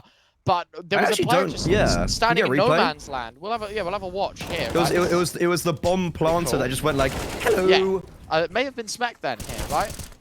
Yeah, it had to have been. Oh no, Adam S. Adam S is standing in the middle of the open, and the Heaven play is like. I mean, obviously, I'm going to say it's readable because I can see that he's in Heaven. But if the immediate push wasn't from short through the smoke or from con when the boost happened, you're more inclined to believe that the player's rotating from A to CT. And so, for me, I thought that was like obvious. The play was readable. Yeah, no, I agree. Minio in this round starts things off well as well. Modo dropped.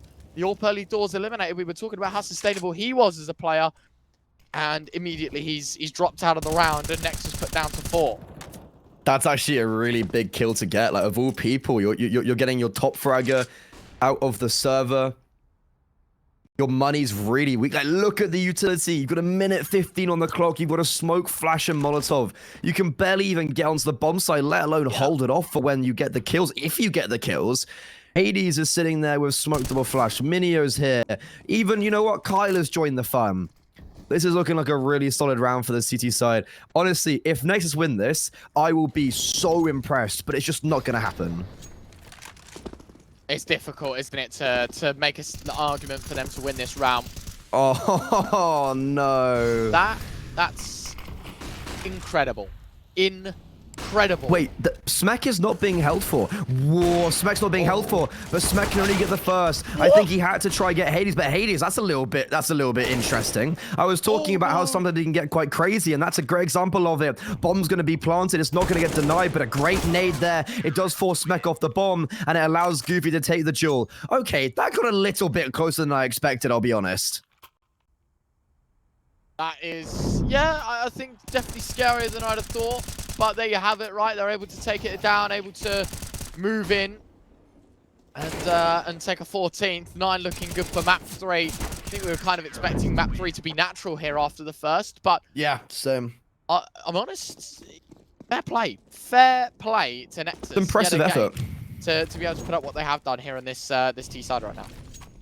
Like, I will say this continuously, NEXUS, like, they barely got here, and the fact they've taken a map off 9, a team that's top 23 in the world, a team that are really doing very seriously, and are literally breaking into tier 1 CS, or like tier 1.5, like the top 20 in the world almost. NEXUS have done seriously well to get here. I feel like they have a lot to look up for, and there's a lot to be happy about if you are the Romanian squad. I'm really interested to see how this team's going to develop, but right now, Goofy, I've seen him farm here before, and he's going to do it once again. On for the ace, BTN from short, 61 HP, and Hades will ruin the fun yet again.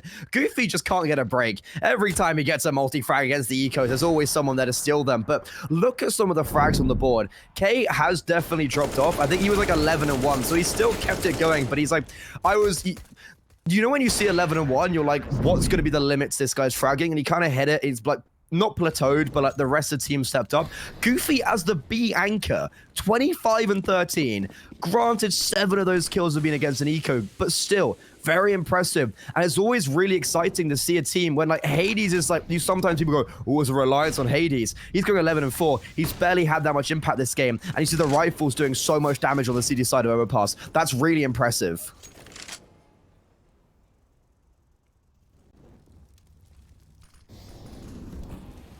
15-9, one more to the finish line. Hades finding Modo. Think up, to be fair, 5 versus 4, not going to be a pretty picture to be painted. Smek getting tagged up, Raga and RMS both finding kills in conjunction, but both players left low. The nade should be able to finish the job that he once started. Minio trading out, so BTN getting the last say in that one, but at the end of the day, 2 versus 3, still a very winnable scenario for 9, and considering both players are in towards the B site as well, this gets very, very difficult for NEXUS to untangle. Keys found the first, BTN left low. And just a few moments from now, I think we'll be seeing a third and final map. 2v2, holding the cross is the AWP. Adam has made his way out towards site, but he is going to be compromised. Hades AWP closes up show, 16-9, and 9 will take us to nuke. Actually, you know when I was like, yeah, Hades not having a greatest game, just gets a 3k to win the game. I'm like, you know what, fair play. He can have that. Very impressive indeed. 9, they come back and really start to show us what they are made of. That's another win to their tally. They actually have lost recently on Overpass. If I'm not mistaken, their last game, I think they actually did lose on Overpass. I think they lost to Monty a couple of days ago. But apart from that, their recent history is really impressive. This is definitely a team that you guys should be looking out for on Overpass. If you want to learn, go watch some Overpass demos from 9. However, with that all in mind, it's going to be the last map for us in this series in the round of 16. It's going to be a tight affair. Both these teams are very prolific on it, and I can't wait to see how it entails. Do not go too far, because you'll join us after the break for map number 3.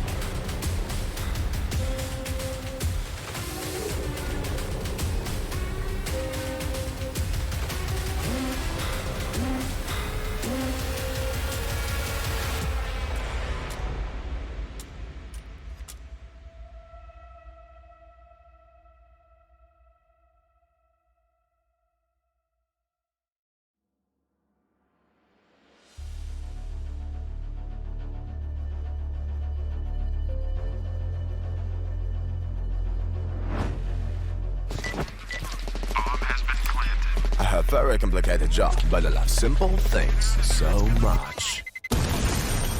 One move. One push.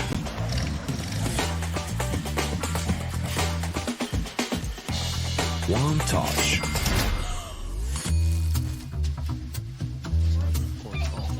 One love. One click. One X-bet.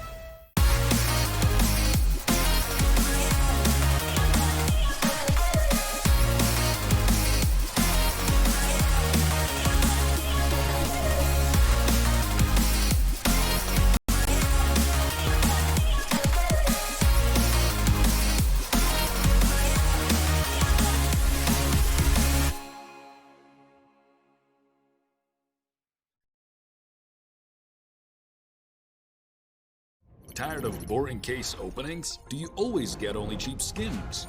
The Hellcase website has tons of options to upgrade your inventory. It's up to you to participate in giveaways, events, or compete with other players in opening cases. Hellcase, your world of expensive skins.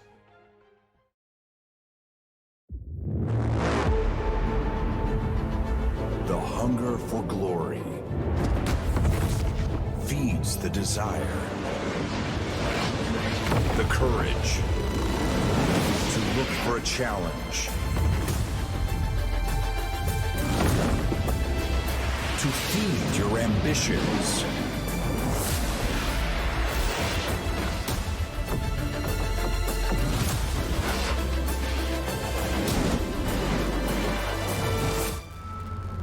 To reach for greatness.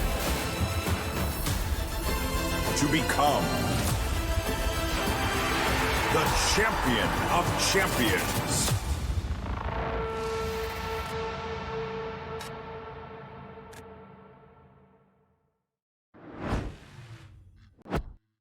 Our BO3 ends on Cedar Creek. Nuke a decider between 9 and Nexus to see who will move forward to that quarterfinal matchup, Freddy.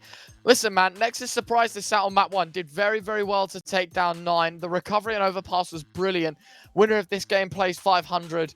It's an exciting one. And for Nexus as well, considering, you know, a lesser-known entity in Tier 2, they've done very, very brilliantly to get where they are. And now the final push, really, a race for 16. An important 9th round ahead of them to see, you know, what goes down in Nuke and if they can make it to that quarterfinals. Yeah, out of the flames into the frying pan. Like you win this from both, like because both teams is a pretty tight game. I think a lot of us wouldn't have anticipated this to go to even third maps. 9 definitely showing a little bit of immortality in a way. Yeah, 500 next up is going to be a really difficult matchup. The Bulgarians are just as they always do. They always do quite well, and they're just continuously at it. They're making deep runs. So and they absolutely dominated Voivoda. That was a Bulgarian derby, if I'm not mistaken, and the Voivoda team got 11 rounds combined over 2 maps. So I think definitely it's going to be a little bit difficult for whoever plays up against 500. 9, they have done quite well against them in history. Nexus, I don't think they've faced them yet, so it'd definitely be a good challenge for them. But even for Nexus, if Nexus even make Nuke contestable, it was a theme I was talking about on Overpass of like they can be impressed and they can definitely be happy with what they've achieved so far. It's the first time in the playoffs. They've taken a map off 9. They're making it close. However, it still might just be the Goliaths that take it over. The team that's 23rd in the world, the team that's qualifying for every tournament under the sun right now, and they'll be looking to make a deep run here in the CCT tournament. But Nuke, I think, is a really interesting map to end it off on. Both teams very confident on it. I think it's going to be quite a challenging one. Yeah, we can head to the knife round, Freddie. I'm excited to see how the knife round goes. You know, we don't usually get the luxury of being able to, so we can obviously have a look at that. You know, the way the knife round works for everyone at home that doesn't know, basically, to decide the sides, instead of flipping a coin or doing anything normal, we put it in Counter-Strike. We give each player their knife and go kill. Team that has the people surviving at the end get to choose the side they start on. So very important, especially on a map like Nuke as well. You know, getting a CT side start can be a difference maker. Yeah, I think if like, especially when you're watching like Inferno, Mirage, maybe even Vertigo for that matter, you're like, doesn't really matter what side we're starting on. However, definitely for a map like Nuke, it actually does matter quite a lot. The CT side, you can get a lot of momentum early on there. It's a very heavy CT sided map, not as CT-sided as Overpass would be. I think Overpass is the most CT-sided, but then you have the likes of Nuke and Ancient that are very close in contention. But the game is live. We will be starting now. The decider of this best of 3 will be brought to you in front of us. Nexus, they won the knife round. They'll be starting on the CT side. 9 on the T side, looking to continue where they left off on over on Overpass. Yeah, it's going to be an exciting one. Favorites R9, no questions asked about that one, of course, brought to you by 1xBet. Our lovely partners over there. See what we can get done, though, in the pistol. They have to start on the T side, so a lot to ask for. Near future, of course, is going to be the pistol win for the Nexus side. If they can get that one done, it would be a good start. Key finding a double. Not ideal for Nexus. Moto will find one back, so 4 versus 3. And 9 make their way towards the lower side. Want to get a bomb plant, want to get the money rolling, want to get the cash involved, and at least force Nexus into a retake, and Kyla earning that advantage for the T side. Very good position to be in. Both Moto and Smek are disjointed. Smek's going to get found out. He's going to get eliminated. And Minio will most likely do the last with Moto. Not overextending. I really rate this discipline right now. Like, it's literally a 1 versus 3 on the pistol round. And Minio's like, you know what? Let's not troll in a way. Let's not throw away the advantage that we might have. Let's let Moto go save his USP and armor. It's no biggie to us. Yeah. And we saw both teams eco on the second round after losing the pistol round. On the City side. Are we going to see that again? Because the T's won both pistol rounds on Overpass. Maybe. We'll see. I think it makes the most logical sense. By the way, I hate a save on the pistol when it's literally a half armor save. It makes no sense, right? Like, what is really the point? You know what? There was one scenario that I thought the save was good, and basically, I think they put the kit player, I think it was Overpass, and they put the kit player on B, and then they stacked 4A, and they got B rushed, and everyone on A had armor. And none of them got touched. So it was like 4 people kept half armor and they forced and only spent $350 on the head Kevlar.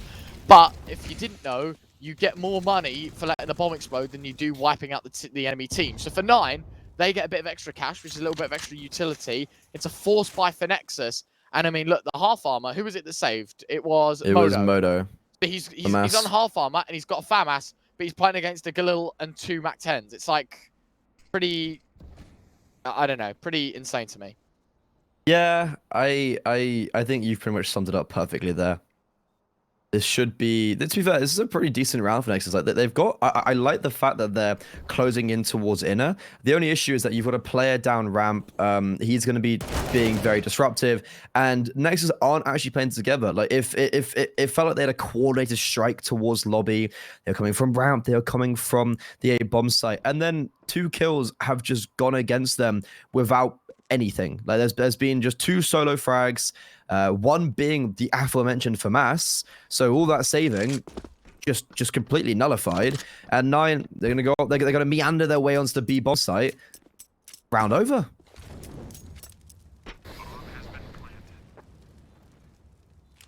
The force buy worked out absolutely amazingly for Nexus. But look, I like it. This is the way I think CS should be played. You know, it's like you keep your guns, you know, sort of, well, you keep your rifle buy into round 4 rather than round 3, just because, again, it's like it's super tricky to like weigh up the idea of taking an eco and then being on like M4 half armor no util. That's like my honest POV, but doesn't matter anyway. Nice shot from the scout. Rag are going to find 1, but at the end of the day, you know, this should be smooth sailing, very free stuff. And while, yeah, Adam does find another, one will detonate. Oh, absolutely baited. Does he get it in time? No. Yes. Did he? Yeah, he did. Did he? Yeah. 2 AKs and a Galil saved. Either way, not bad. Yeah, not a bad round. And for Nexus, not a great amount of damage, but enough to kind of go for an eco here and know that the gun buy is going to be still pretty influential. Hades on the MAC-10. Interestingly, because he had money to buy an AK, but he chooses for the MAC-10. Or like Kyla could have dropped him over. I think the mentality here would be against the eco. You want to start farming up some cash, get that AWP out. A triple nade over towards Mini early on, trying to counter any early plays towards there. Sadly, it won't hit anyone. And it's just going to be a walk out the A bomb site. Oh my god, what a shot from Raga. Well, that's the Mac 10 down, so that's any chance of extra econ completely blown out the window. And just got to be, like, they just got to be a little bit careful, right? They don't want to be giving away too many kills for free. Minio has already got 2. He's looking to get a 3rd. He's very low HP, and it comes to a point where it's like, maybe you kind of just like stop peeking, but as I say that, he gets that 3rd.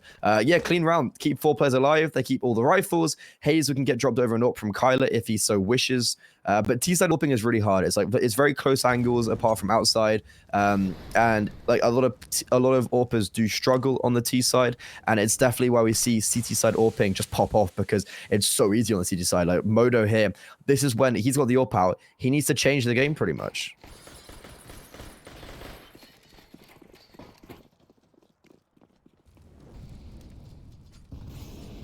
I will say one thing. AWP CT side, I think in some senses can be very overrated as well as underrated. I think it's a very important gun to have. I was going to say, because it has found success onto Kylar, but key to eradicate all of that. Smek in the back of the site now.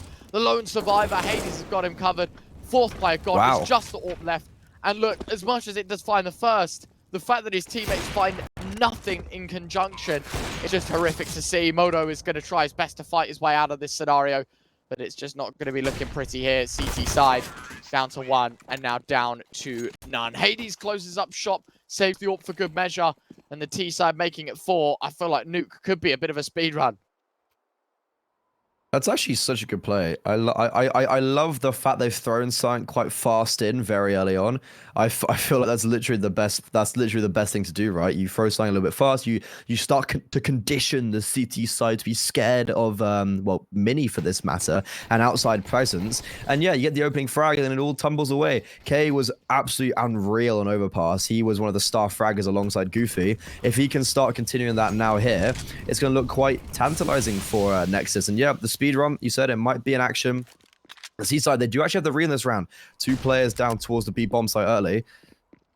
They could start to take presence here, and Minio could be in a spot above her.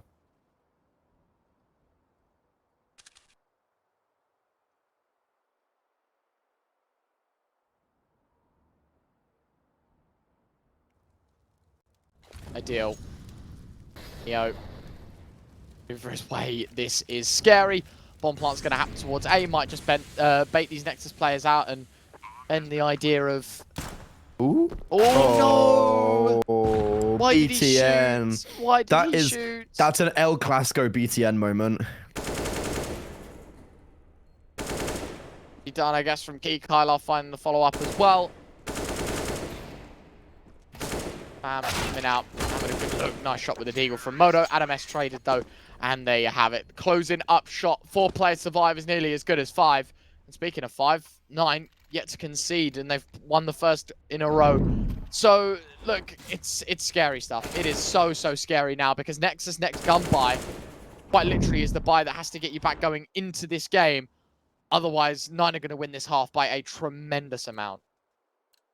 Yeah, this is the exact theme that we were talking about on Overpass of like the CT side of map. So if you're continuously racking up these numbers early on the T side, building up an economy that's really lengthy, and just conditioning so many different areas of the map, and genuinely making NEXUS just actively uncomfortable on Nuke here, this is so dangerous. And yeah, right there, Minio just pops his ugly head out of the smokes. You don't know the phrase? No.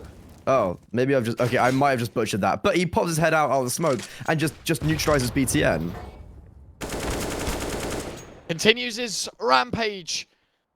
Terrorizing ramp next. Adam S, the man to fall. Down to 3 already. NEXUS are not looking great. A bit rough around the edges. Sure, 9 have got a couple of tag players, but they're in a 5 versus 2. Modo and Smek against it all. And, well, the AWP, yeah, sure, does find 1 second frag. Key trade out, now Smek, his position compromised. Spam goes through the smoke. He's trying to dodge and weave as best as he can. The AWP drops back, and Key finds him through the smoke anyway. So there we have it, 6-0. 9 just continuing their reign of terror here on Nuke. And our decider could just be the most one-sided game of the lot. Alright, so I've fractured. It's rearing his head around, like his ugly head yeah, around the corner. rearing. Yeah, that's what I meant to say. So I am with you. got the something that often something that happens after not it's something that's not very common. Doing something that's not very common. Yeah, the odds still not that one-sided. Like the odds have been kept pretty modest. Like Nexus has still favored in some instances. But yeah, like that round didn't feel like a gun round. You know, you had the op, you had everything, you had all the pieces to the puzzle, and Nexus just kind of get trampled over. Minio's having a great game again. Kay's having a great game. Kyler is. Hades and Goofy just literally aren't needed. No one's dying. Everyone's got like either 3 or 1 deaths after 6 rounds played. These guys have turned up, I guess, on Nuke. They've warmed into it. This was a point you were making, Ryan, on Mirage, right? Of 9 just warming into the official across the best of 3. Feels like they have, to be honest. Yeah, this is the thing with 9. Like, they're one of few teams, I think, in Tier 2 that use losing as motivation more than others. Like, actually, shows from their progression, right? It's incredible to me. Like, honestly, I don't make this comparison lightly because I think a lot of people throw this name around for granted. I am confident right now saying 9 is the new Entropic. And I genuinely believe they are in the exact same position as they were, quicker, the skill ceiling's a lot higher, and ultimately, I think these guys have earned their place a lot more. I feel like Entropic get a lot of these like playoff invites and what have you. 9 have slogged through so many Swisses. You have a look at some of the tournaments they're still playing. Like, people are inviting them to like the main stage and not give a shot in playoffs. They've made IEM Rio. They've consistently made decent runs. They've made the RMR, and you've got to think the core change that has made this roster work was that one switch up of the AWP. It was Hades coming in, but it's never just been a Hades show. It feels like he's just the missing piece to the puzzle, and I know it's going to be a bit of a crap reference, but like it feels like a morale card has been placed across the entirety of the team. You know, Hades is like given everyone a bit of a leg to stand on. It's exceptional. Like, look at this game. Like, take just a snippet of the scoreboard. Hades is second bottom, yet still we're finding 9 6-0 up. Well, maybe 6-1. This round has actually kind of gone a little bit wayward. It's Deagle attempt from BTN. Oh my god! How did Hades not find that kill? Wait, pardon? Trades 1v1. This is round over. Smek, yep, that's the first round for Nexus. So after we have just been singing their praises, Nexus pull out quite a nice round. BTN of 3K, first 3 kills from him in the game. Smek gets his first 2 kills in the game, and that's Nexus onto a first. However, is it going to be sustainable? That is the question, Ryan. And just pulling onto your point about 9, is like they're still going through all the open qualifiers, like for IEM Rio, open qualifier. For the Blast stuff they've qualified for, they went through the regional qualifiers, and they went through like the main European ones. Exactly. Like at the beginning of CCT, for instance, back in late September, they were still playing closed qualifiers. So they really have like really stepped up, and I actually back that idea, like kind of like Gambit youngsters and Tropic type thing. But right now, let's get back into the game. Let's stop talking about hypotheses and let's start talking about what's in front of us, because Minio has diverted himself away from the whole of Nexus. He's got himself into heaven, and I'm actually not too sure they know he's here. Although they will definitely now, because the AWP shot rings out, and BTN in Garage should be able to deal with him. But my god, swooping down from the heavens, assassinates the AWPer, unsheaths his dagger from his cloak. And 9, they gave a round away, but goddamn, will they not give anything back? My god, 9. That Minio kill is one of the most disgusting ways I think someone's taken an exit to Nuke in history. It's so rough, right? Well, he just drops down and just beams him, just like headshots him. Man, unlucky. Dude, I'm surprised we didn't get a replay of that. Like, Minio's just swooped down and owned him. I loved like, your absolutely reaction. Owned him. Thanks, man. I just love you. I love you too, man. You know what Nexus don't love right now is okay, never mind. That was just they actually love a Nuke right now. But yeah, I did not think Nuke would be this one-sided, especially considering they're starting on the T side. Like, this is actually kind of crazy. And I like the point you were talking about Hades with like how the team isn't relying on him. And I think Overpass was just such a good example, right? Of he was close to bottom of the scoreboard, if not bottom, if I'm not mistaken.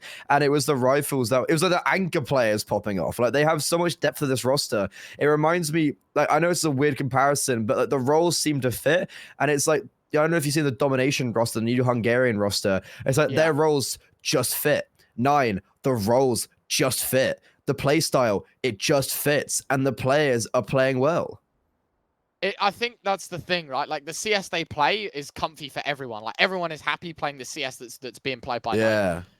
NEXUS are still definitely not out of the game, but there's still a lot to be learned from, I think, right? Like, how are you losing 6 rounds in a row on the T-side and Nuke? Well, could be even more than that, to be honest with you. There's well, still like 6 rounds in a row, that is, I was saying. Oh, yeah, true. Yeah. Could definitely be more rounds put up by 9, I should say. The Australis plant denied.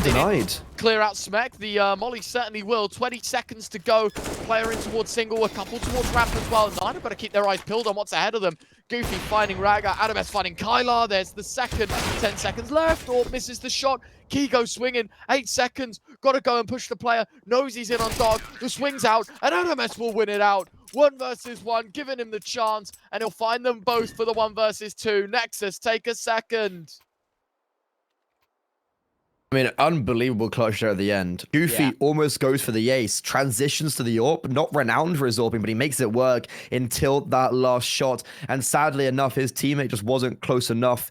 NEXUS, though, that round, Adames clutches up, but it's Smek who denies the bomb at the start. It's Smek who forces 9 into uncomfortable position and forces the time to tick down. Literally milliseconds left, and the bomb gets denied. Superb there from NEXUS. It's a start for success, but yeah, we've seen this before, if they win a half by and then 9 just complete rebuttal again. It's getting dangerous where 9 can play these rounds where they go 1 for 1, 1 for 1, 1 for 1, back and forth, because they are leading by 5. And the money from the T side is just so much more prominent.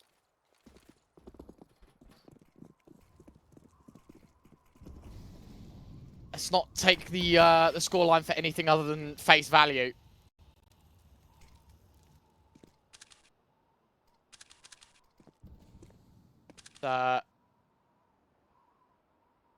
7-2. They're 5 rounds down. 9 are storming ahead. T-side nuke is insane.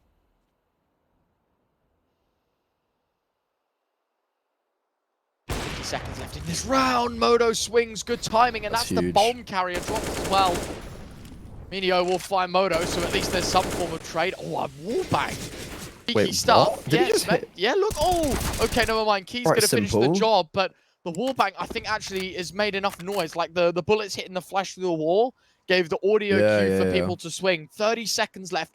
3 versus 3, but BTN in the back lines has crept up secret. He's ready to go, and Minio first to the chop-in block. There could be a second man that forced a similar fate, but Raga, he's dropped on the site with 18 seconds. The bomb's still outside. Hades has got to find the man, and he does so, but he watches his teammate fall. He took his kill. 10 seconds left, and there's no time really to get on the site and plant. This has just got to be a full committal. Molly goes out, 7 seconds left. Hades runs towards the lower site. Is there enough time? Absolutely not. He's about a second too late, and he realizes that as well. NEXUS will win it on the clock, but only just. Yeah, 2 rounds in a row where, okay, so in the end, NEXUS winning 2 rounds. Good on the face value, but you got to look at both those rounds have come down to the wire. It's not very sustainable when you're winning each round with 1 player alive. Winning each round because, for instance, Hades is a second too late to get the kill. Like, these rounds aren't that sustainable yet for NEXUS, but it's a step in the right direction. And I think this is the round where they start to reset the economy of 9 if they do win it out. But if the bomb goes down, I think with the loss bonus racking up, it might be enough for 9 to get another buy back into it. And Adames, he's been the hero of both rounds technically. Only 4 kills, but he's won 2 rounds for NEXUS. He's getting close outside with BTN, and they need to pop off here against the offensive. Got there in the end, fella. Yeah, it took me a second. Nicely done by Adames, by the way. Discipline towards outside. Just finds one, finds a second, lining them up, shutting them down. And NEXUS, I mean, look, I was talking about it in a negative way, but the fact that they've already made like a fairly decent recovery, not bad. Orc finds another 3 versus 2. Could be down to 1 as well, depending on the next fight that happens towards ramp, but it's Goofy from the backlines that's sideswept. And now it is literally just Kylar, and he vent dive. BTN knows all too well about it as well. Minute left on the clock. For Kylar to win this one, we're going to need to see a miracle. A 1 versus 3 ace as well to make it even more difficult. He's being held in a quite nice crossfire. If there's ever a world that, for instance, he swings up and nails BTN, I was going to say Raga was there to trade, but he has actually moved away. Either way, I think Kyler honestly will probably just save the AK, save into the next round. And I'm not a fan of Hades' that peak there. You see his dead body on the ground. Just dry peaks, not even a jiggle. Just shift peaks into the open. It's the easiest kill Mo's ever gonna hit. And Hades as an AWPer should understand these angles. Yeah, like I feel like it's a pretty easy, it's a pretty simple mistake. And Kyler does spot out the aforementioned AWPer. He has revealed his position to the CT side. But I don't think anyone's going to hunt. I think it's going to be a gentleman's agreement. All quiet on the Western Front right now in round number 11. And Nexus, they will get their 3rd in a row. And this is a weird one now, because I was talking about the loss bonus racking up. But they have 2 players that can buy. Kyler can theoretically drop over an SMG. There's a world they buy into this. And I think a tactical pause now is actually going to be spoken to talk about, like, look, what is the crack? Do we buy this up? I doubt they use that exact terminology. I'd be quite surprised they do, but yeah. I mean, look, at this point in time, the fact that the scoreline's got to where it is, I think there is some cause for concern for 9. So it makes total sense. You call for an eco, just give yourself call for a pause, give yourself 30 seconds. Don't go for an eco. There's no need. You've still got money. But let's address the situation very differently, right? You think about the pieces of Nexus. There's some outside pressure, a little bit of ramp pressure. They've put the AWP there a couple of times. You know, Modo's been playing there when they've had the opportunity as well. Nexus have gone pushing towards lobby or trying to take an extremity. 9 may want to take things a little slower, Freddy, and just wait for these pushes.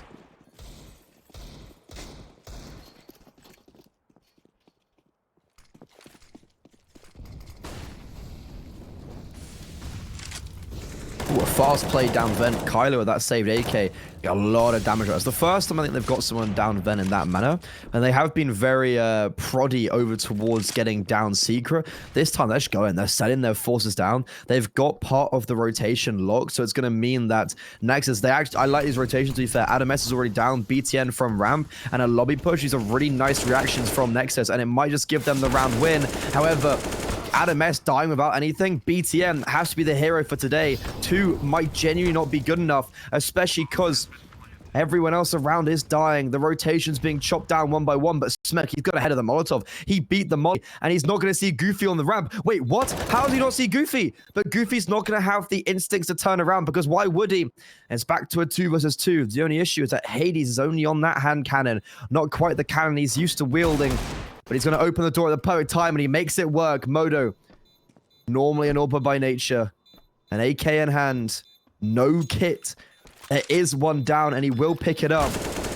A 1 versus 2. The door's open, and he finds the first. Hades on that deagle. Has to go huge, and he might be huge because of his body. That's not the right word I meant to say, but he wins the round by just throwing himself at Modo and Nexus. That's a crushing round to lose. That's insane. Fair play to 9 to be able to exploit the B site the way they did, and the fact that these kills are so back and forth, such a funky round of CS. Smek shuts the door, then just thinks, well, he's not going to open it. And then I don't quite know what's going on, to be honest. Counter-Strike, man, it's a fun game. Hades just, as he said, kind of like throws himself out into the open because he knows if the player's sticking it, he's going to find the headshot. If he's not sticking it, well, he's going to pull him off, and he's won the round on time. So yeah, really, really nicely done. And moving into the next, Minio tries to go for a silo drop and get a little bit clued up at early pressure towards outside, and already cut out of that. It's a quick kill for the AWPer. Very quick kill, actually. That's a really huge kill to get early on for Nexus. 3 more rounds left in this half, and that's a really good round from the double AWPs. I was speaking about the ability on the double AWPs on Mirage and the pregame, and we've seen it quite a lot on Mirage. Didn't see it at all on Overpass, but on Nuke there, really nicely done. 3 kills combined with the AWP, and that was a really quick and clean round from Nexus. They could potentially still salvage this half, and it looks like they are. 2 more rounds left in this one. They're going to be up against the low buy, and this is not that bad. The Romanian side have clawed their way back into this after being down, was it 7-1, right? Yes, it was, yeah, 7-1, 7-2. Wondering, you know, what's happened to this 9 lead. But then again, I want to look at the number specifically and the context, Fred. Like, as much as I want to say, well, 9 could be doing better, 8 rounds on T-side nuke is more than Phenomenal. enough for 99% of the teams, right? Like, Modo, yeah, sure, nice double. Oh, okay. Time to get excited a little bit here. The AWP finally cut out of the round. Key placing a Desert Eagle-shaped bullet in his head. But again, always a trade, always a response, and Goofy now the last man left. Did hear the door open, but I don't think expected that kind of pressure and that kind of push. And there you have it. It's a pretty easy dismissal eventually for the Eco, and now moving into round 15. It's the last of the half. The question is 8-6 or 9-7. That's what we're looking at now, and of course, only one round to make that difference. This is exactly what I was speaking about on Overpass. It didn't actually happen on Overpass, where it was 9 need to still be grateful, or like still have the ability to go, look, we've had a great half on the T side regardless, no matter what happens. And they need to be able to do that right now. 9, I think they're going to be more than happy with that, to be honest. Oh, 8, yeah. They still need to be very happy with 8. I do like this play, however, from the CT side. It's going to be, I like to call it the hunter strategy. You're sending the AWP and rifle towards ramp. The only issue is that kind of being directly countered with this APOB. It means they are in a fast rotation, but the rotation just is nullified. 2 quick kills there for the price of 1. 9, they don't lose a single player on the actual entry itself. Minio's alive on 1 HP, but it's still a player up. And Nexus now in the last round of the half. They both have kits. BTN and Raga, not either of them having the greatest of games, are going to get flashed in. And like, Rag is just going to have to go nuclear right now. He needs to lay waste to the T side. And it's going to be Goofy to lay waste to him. BTN, they know where he is because of the flashbang. And that's 9 for 9. Can't argue with the numbers, man. It's looking really good. T side, 16 kills on Key. Top scoring, of course, for the rest of the squad. Not doing badly either. But there you have it, Fred, right? I think that round is very important. We've got to look at just sheer face value. That round between now, really, if 9 win the pistol, they're going to be cruising. And if they lose the pistol, well, okay, sure, a little bit disappointing. But at least you have a bit of a buffer to work with. But if you'd have lost that round, it would have been a lot more difficult for you to sort of reason as to why. So next round, not as important, but still a big pistol for Nexus. They're going to want to be winning this one absolutely to stay in this game.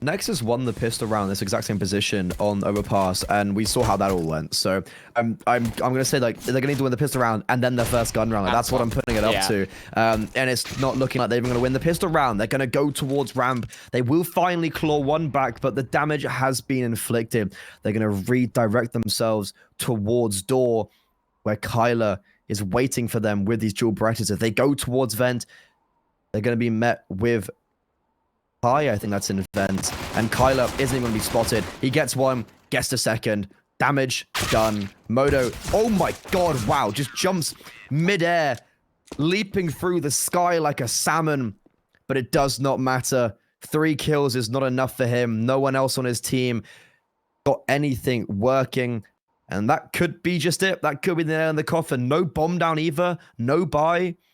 This is looking quite dire for the Romanian side against the Poles. Yeah, not a pretty situation, losing the pistol. Ultimately, though, Niner in such a promising position. Niner in such a nice place. It's always going to be hard, even winning the pistol, you know? Like 9-6 goes 9-7. If 9 take the buy, 9-8, then 9-9 before the buy comes out again. You know, if they do go for the force, then maybe it's 9-8 when the rifles go. But either way, it's 10-6. They're 4 rounds away from catching, but 9 or 6 away from winning this series. Hades on the FAMAS. It's a very laboured first attempt, but does eventually keep his cool. Kylar catching Smek. All of the kills just coming in. Hades looking for his 3rd, but I think better suited on the MP9. Goofy runs out of ammo, so has to switch it up, but he will indeed deliver. And that will be the contract signed to give 9 an 11th. 5 more rounds required for the CT side. Nexus, they get the guns out in here, though. I must say, Goofy's got awesome skins. Like, he's got a really cool skin combination of it's kind of like this blue theme throughout. He's got a Neon Rider on the AK on the T side, and the skull. I should probably know. I have those. I have the skull skulls. Yeah, it's lovely skin. Just gotta give respect to game. But now speaking about the actual game itself, 5 rounds is the lead. The guns are out, as you've most rightfully said. Has to be a win. Like, fundamentally, they have to win this round. There's no two ways about it, and that's a really good start from BTM, but he will only be good for that first. Hades with a FAMAS at range. You know what? FAMAS is not normally the most loved gun. I think people quite detriment it quite a lot, but he's going to make it work beautifully with 4. How's that happen? How's he just killed everyone in front of him? The rest of his team are falling across the map, but Minio is still alive and kicking, and he's in a great position towards ramp. He's going to hear everything about Smek, and Hades might just get an ace. He's upgraded to the A1S, but I don't think he's going to be the one to find the contact. As Smek, he's walking back towards lobby. And if he goes towards ramp, he's going to meet Minio. If he goes towards A, he's just going to get pincered by both CTs. Hades is the kit. And Smek, 1 versus 2. He's going to get the bomb down for free. He's going to plant for heaven. Needs to get in a nice post plant. He's going to get tapped, and that's actually going to be bad for him because he isn't going to allow the C's to get closer. Yeah, should know as well. Now they do. Minio swings. Delivers. Really important set of frags. Hades, I don't know, as you said, how he's just done so well, considering he was on a FAMAS, but fair play to him. 4 in the round. Looking real scary now. A T side desperately needed something, and another round that kind of falls flat and falls short. Very difficult to watch. Fortunately, the Counter-Strike we're going to see here might just be the last in this specific tournament for NEXUS. Brilliant from Hades, man. Brilliant stuff. The big man is just the gift that keeps on giving. Their backs against the wall. It's do or die time, I think, for the boys at NEXUS. I think they know that just as much as we do. Because we were speaking overpass, right, Ryan, about how like damage per second and how quick people are on the aim. Hades gets hit once in all those altercations. Like, how does that happen? Actually, you know what? Fair play to him. He makes it work, and you got to give him you got to even give him credits for that. Minio, that nade almost did loads of damage, but he throws it. Well, he doesn't throw it, rather. A second too late, and it means that as Adam just pops through the smoke, he's going to get that free kill. Minio standing out in the open in no man's land. Hades does get the immediate trade eventually. The rotations are here. Kyler's down towards the B bomb site, but he's all by himself. It's going to be a difficult one, especially because he's missed that spray. The Molotov is going to give him some protection. But this round is actually looking pretty difficult, especially with BTN getting that extra kill. Kyler's basically dead. All 3 players rotating.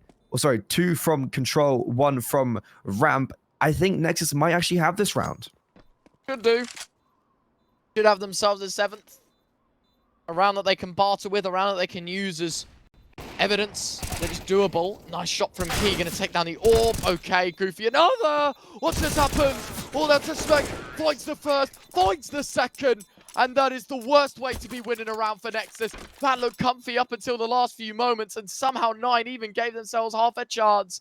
Not going to be converted, but a very important performance. 9 do a lot of damage. Sure, they lose the round, but that's a chunk of damage done to a T-side economy that's quite unretrievable because they won't have the best funding to work with, but a brilliant double from Smek either way. And that leaves NEXUS in a good position, but a prone one as well, because 9 go for a force. Their money not great either. I thought 9 actually had that at the end. It was a 2 versus 1, and they get loads of damage in the first contact. But fair enough, Smek wins it out, and you got to give him props for that as well. NEXUS not putting really any presence outside. They're all grouped on towards lobby right now. Very good early nade from Goofy. Deals a lot of damage to Smek, especially when you've got his lower weaponry. That little bit of chip damage becomes a lot more important. And I would assume here for NEXUS, they're just holding for a full lobby push, and they're going to go outside and do outside smokes. Yeah, I think this is a pretty default round. You're just holding for the aggression early on, and then you're going to try to take that long-range battle, try to take some control, and put pressure on the city side. But Minio, this aggression, it's perfect. He gets the first kill. Can he fade away? Yes, he can. That's huge. That's what they need, though. This is now put it even. So it's theoretically a man advantage, but when you look at the context of the weaponry and the utility, now it's theoretically even. And that 5-7 needs to be careful because he will get away with his life. In the meantime, though, Hades gets a tag off on Modo, but he will lose his life in regards. K alongside the SMG puts it back into a 2 versus 2. This is looking very expensive and even more dangerous because the bomb's been dropped and BTM, the IGL, he closed out Mirage with a 1 versus 2. He's now going to have to keep Nexus in this game with a 1 versus 2, and Goofy with a timing shot through the smoke doesn't even give the IGL the light of day. And it all comes down to literally one double kill with a 5-7 on ramp. That's it. That's all they did to win this one out. An exceptional performance. 9 have played it brilliantly.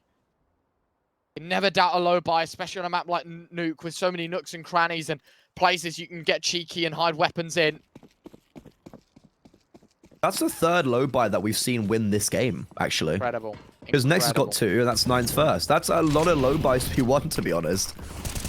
More than it should be, my friend. More than it should be. What?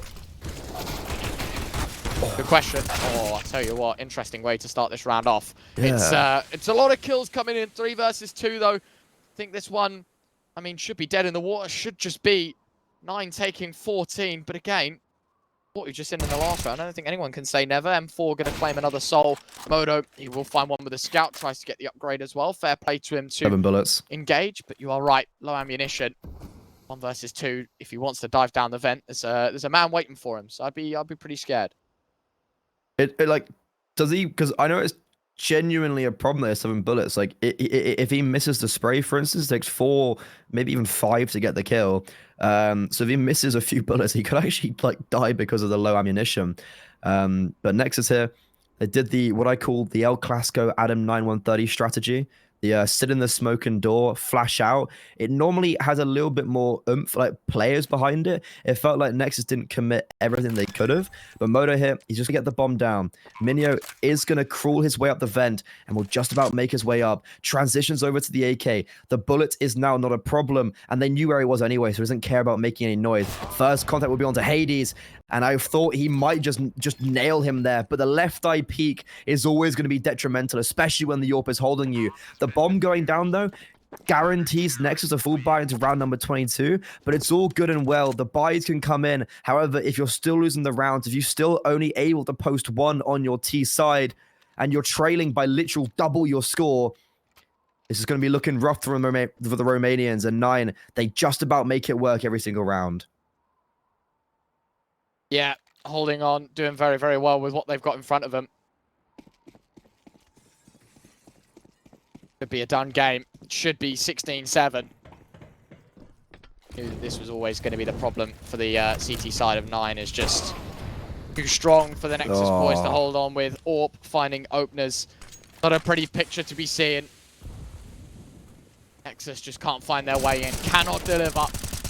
Smoke eventually found by Key, does a little bit of damage and actually flanks out. Ragger's got main, so not a bad performance here. CT side still got work to be done. Goofy finding 1. M4, Kylar, messy spray, hits the second. A dink body shot's enough. Modo against 3. Kylo will have heard that. Kylo will have heard the scope. Which depends on the reactions now. Hades is down on the B bomb site. He's actually... Is he holding... I'm trying to figure out where he's holding. I think he's in vent holding secret, potentially. And he doesn't want to commit towards the B bomb site. He's just holding the vent, actually. It's very interesting that they're expecting maybe just a vent dive. And Modo, he's going to get spotted. He's going to land the leg shot on Minio. Doesn't take too much damage as well for himself, but they know where he is now. I think the information is more than anything. The fact he didn't get the kill either, damage just isn't simply enough in this scenario, and he will try and go for an aggressive play against Minio. He tries to gamble with the pistol, jumps out, and he just goes into his crosshair, sticks the wrong angle. And now, an 8-round lead. Nexus, they're going to have to win 8 rounds flawlessly, starting off with not the greatest of buy. Look at this. You've got 4 AKs. Lovely. 2 flashbangs. And Smek, he's going to have to buy a FAMAS here. No, sorry, Galil. No, he buys the AK. You know what? They've got 5 AKs and 2 flashbangs. They're individually not winning out gun battles, and now they don't have the utility to supplement it either. Going to be a bit of a dogfight in the last round of the game. Nexus... Oh, catch and lead. Kylar opens things up. The scorecard's giving 9 the advantage. 5 versus 4. CT just doing everything they can. Key with another. Modo at least trading out, so it's a 4 versus 3. And this isn't looking pretty, is it? It's a 4v2. Now down to 1. Modo against it all. Everything to do. Finds the first. Hades will trade 16-9. And 9 will make it to a quarterfinals. Given a bit of a rough time by Nexus on map 1. But when it came to their pick and the decider, they always had it from beginning to end. And with that, it concludes. It's our first BO3 done for today. And it's 9, as I said. 3 maps it took, but 3 maps they deliver. 2-1 the score lines. It's 9 that get it done. 1-2, Nexus second best. 16-9, a double 9 win will put them in the quarterfinals. They play 500, I do believe, in their next game. Yep. But they, of course, get it done in today's matchup. Very fair play, though. You got to then give credit to Nexus on Mirage. Like, their Mirage is solid. Their Mirage is a very good map, and that's going to be a staple of them going forward, but still consolidation to them. I was saying this is their first time in playoffs in the CCT, so you still got to give them props on even making it this far. But now 9, they do progress forward. However, as you just so rightfully said, our first best of 3 of the day. It's already been a banger, but my God, do we have so much more on offer. Right after this will be the Danish derby. It is Astralis Talent versus Copenhagen Flames with their new roster. Farley has recently come in to replace Regali. I think it's making the roster a lot more passive. I think that was the main idea, taking away that aggressive AWP from Regali and placing with quite a passive AWP of Farley. But Ryan, if you have nothing else to say, do you want to, I think we're going to be going over to the last map. Any final words from you? No, man, I'm excited for the Danish derby. I think it's going to be an exciting one. Yeah. We'll have it in just a few moments' time. So grab your snacks, come back in a mo, and we'll have that second BO3 for you underway in just a few moments.